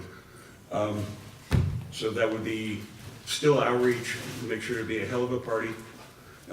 This is taxpayer money. There's taxpayers that come to it. It's outreach. It's a well-attended, high-visibility event. It's held at Moore Park for those of you that are new, right there at Moore Park in Laurel Canyon. I strongly urge you to pass this and to roll into 4K. And the date, June 22nd, if I remember correctly, is far enough into June that everybody's out of school, which means you get family participation at all levels. And the 22nd is a Saturday? Yeah, right, the day after the solstice. Cool. So it's actually in summer, so by all means, please pass this on. You could also use part of that extra 4,000 should Carpenter come calling for something, as you talked about. There's a lot of unspent earlier. money in the budget last time I looked. That seems like an awful lot of money to add to a pretty hefty budget already.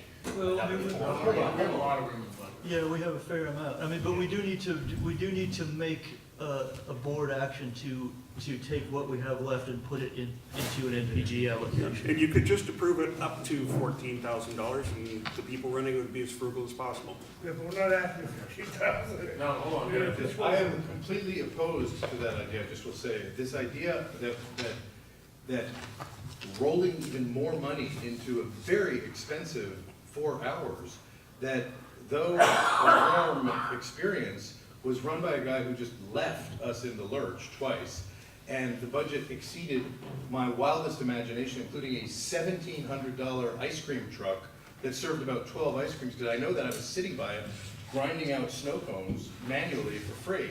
So this is a great idea, except for we're not going to be seated, because they're all going to vote me out for saying this, and they're going to vote the rest of you. But that's fine, because I don't think that our role is to hand out $10 hamburgers when they were $5 the year before, and now this year they want to bring them up to $15. I am completely against this. I want to have a new board. Lots of vendors to choose from. I've only got 1 minute. I didn't like the idea of catering to just tiny people. I love tiny people. I'm a tiny person myself. But I want this to be a community event, okay? Tiny people means children. Richard, I don't mean to throw you. But that's what I meant, okay? Because I love the idea of doing something like this, but it's in June. We are not even elected. So to produce something like this is ridiculous. And final point, in 1 second or less, is that there's $10,000 per year that can be allegedly rolled over to the next year. So we're not in any jeopardy. If we didn't spend the remaining 10,000 and just did nothing until the new board was seated in June and said, let's have a July party, we could do that, and we would have, instead of 40, we'd have $50,000. So that's true. So There I is, would the just say $10,000 rollover is not in effect for this fiscal year. No, I just want to make sure everyone has a chance. Patrice? No? Yeah. Go down the So I line. think we have to have at least one corruption boondoggle. If it does Richard, resolve. I think the this is rollover good has not taken effect this year. experimentation. It hasn't even been approved by the budget. You have to have an experimentation. I don't think the council voted on it yet. That's what they said at bank. They They put it Hey, in. guys. Hey! Meeting's still going Okay. on, we'll speak one at a time, right? So my thing is like, we should vote on having this, because even though they're gonna be seated, we're not gonna be able to swing they won't be able to swing anything, for the summer. So we're basically doing a deed for them to have something to carry over once they're seated. So I would definitely recommend it. And another thing, as far as where funds need to be placed, if anything, you know, these are funds for the people of Studio City to enjoy Studio City. That's what we're in place for. We're not necessarily here to fund things that the city of Los Angeles should be funding, like schools. I would definitely recommend that we pursue goodwill and outreach, and I support the budget for this. Richard Welsh? Sure, yeah, it's in the budget, let's see if we can pull it up. I mean, the budget is for this event, it was originally submitted for $8,000.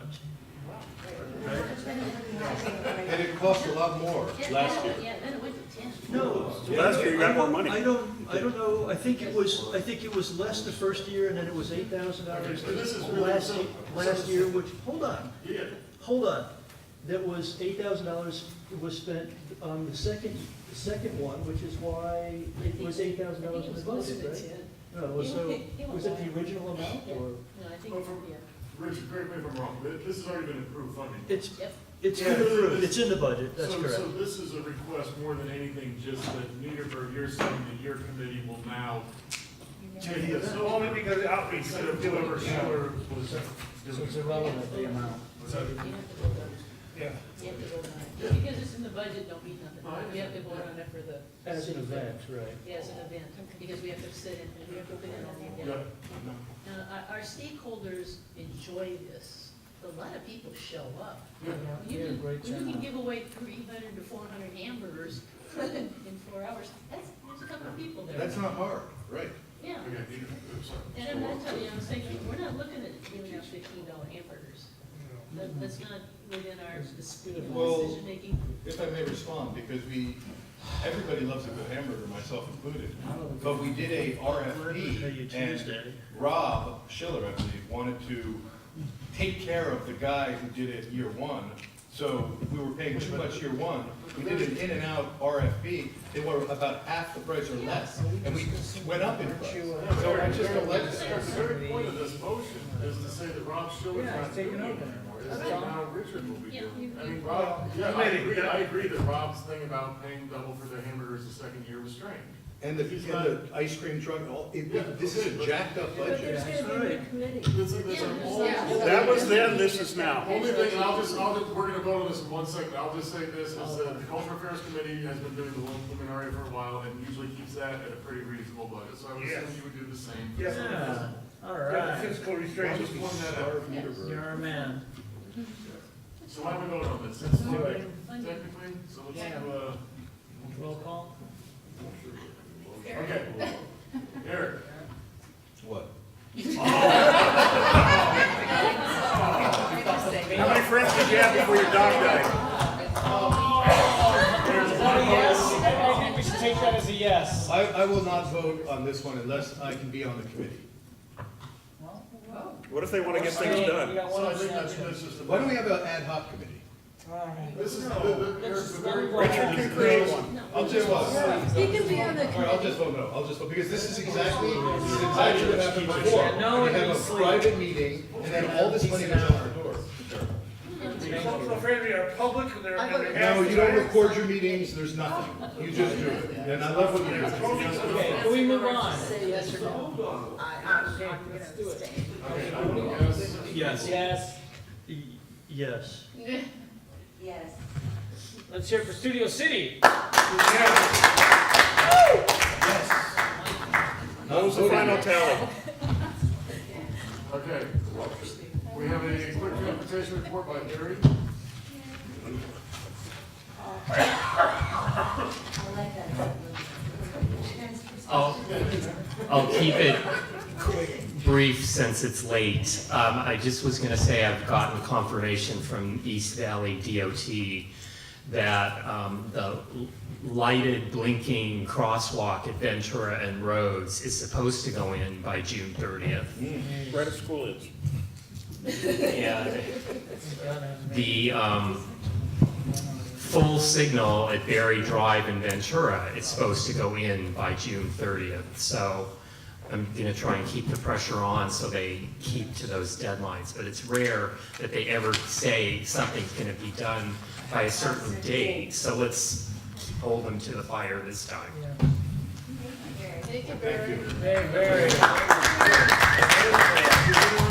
Does anyone have a final? No, just if you haven't seen those illuminated walkways, there's one near the North Valley. I don't think there's illuminated. This is not with the markers, right? It's gonna have some kind of illumination. I'm not sure which style yet. Yeah, those markers are pretty cool. Okay. Hey, Eric? What? On the What? wall. Yeah, No, I'm good. Okay. Yeah, we're good. No, I'm not good. So, just want to remind everyone that the candidate filing period is open currently. May 4th, 5 o'clock, or March 4th, 5 o'clock is the deadline. Please email elections@studiocitync.org. I can walk you through the process. That goes for our congratulations to our new board members, but you still have to run again. So, let me know. We'll walk through it. Go to tomorrow night's open forum. We're going to be there. We're going to talk elections. We're going to talk other things and whatever the community wants to talk about. Candidates for what? Why is the deadline for filing so far from the election date? Because there's a you have to campaign for the role. Oh, I see. Yeah. There's a certified list of candidates that happens on March 15th. Okay, Richard Welch. Hi. Great. So, Lisa. What? Hey guys, the meeting's still going on, guys. The meeting's still going on. Barry? Yes, Lisa. So, I unfortunately got the email from Andrew Sussman very, very late, and so I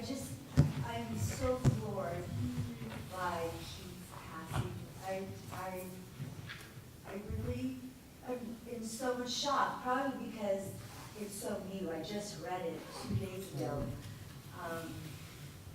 So, does anyone know if there's a funeral? Yes. Yeah, I'm not gonna, I'll address that real quick just in my closing comments, include, I've spoken to some people in the family. They really would like for everybody to just please respect their privacy right now. It's the only thing they request. If there's anything else they'd like anyone else to know, they will make sure that you know. As for now, that's what they'd like. Denise? Yeah? I call it first, Well, hold on, let Niederberg have his last word and then All we're I gonna do get out of here. basically is see if we get some help to pull away all the cable and stuff. That's all. For tonight? Yeah, For yeah. tomorrow? That's what the newbies are for. Yeah, motion to adjourn. I agree.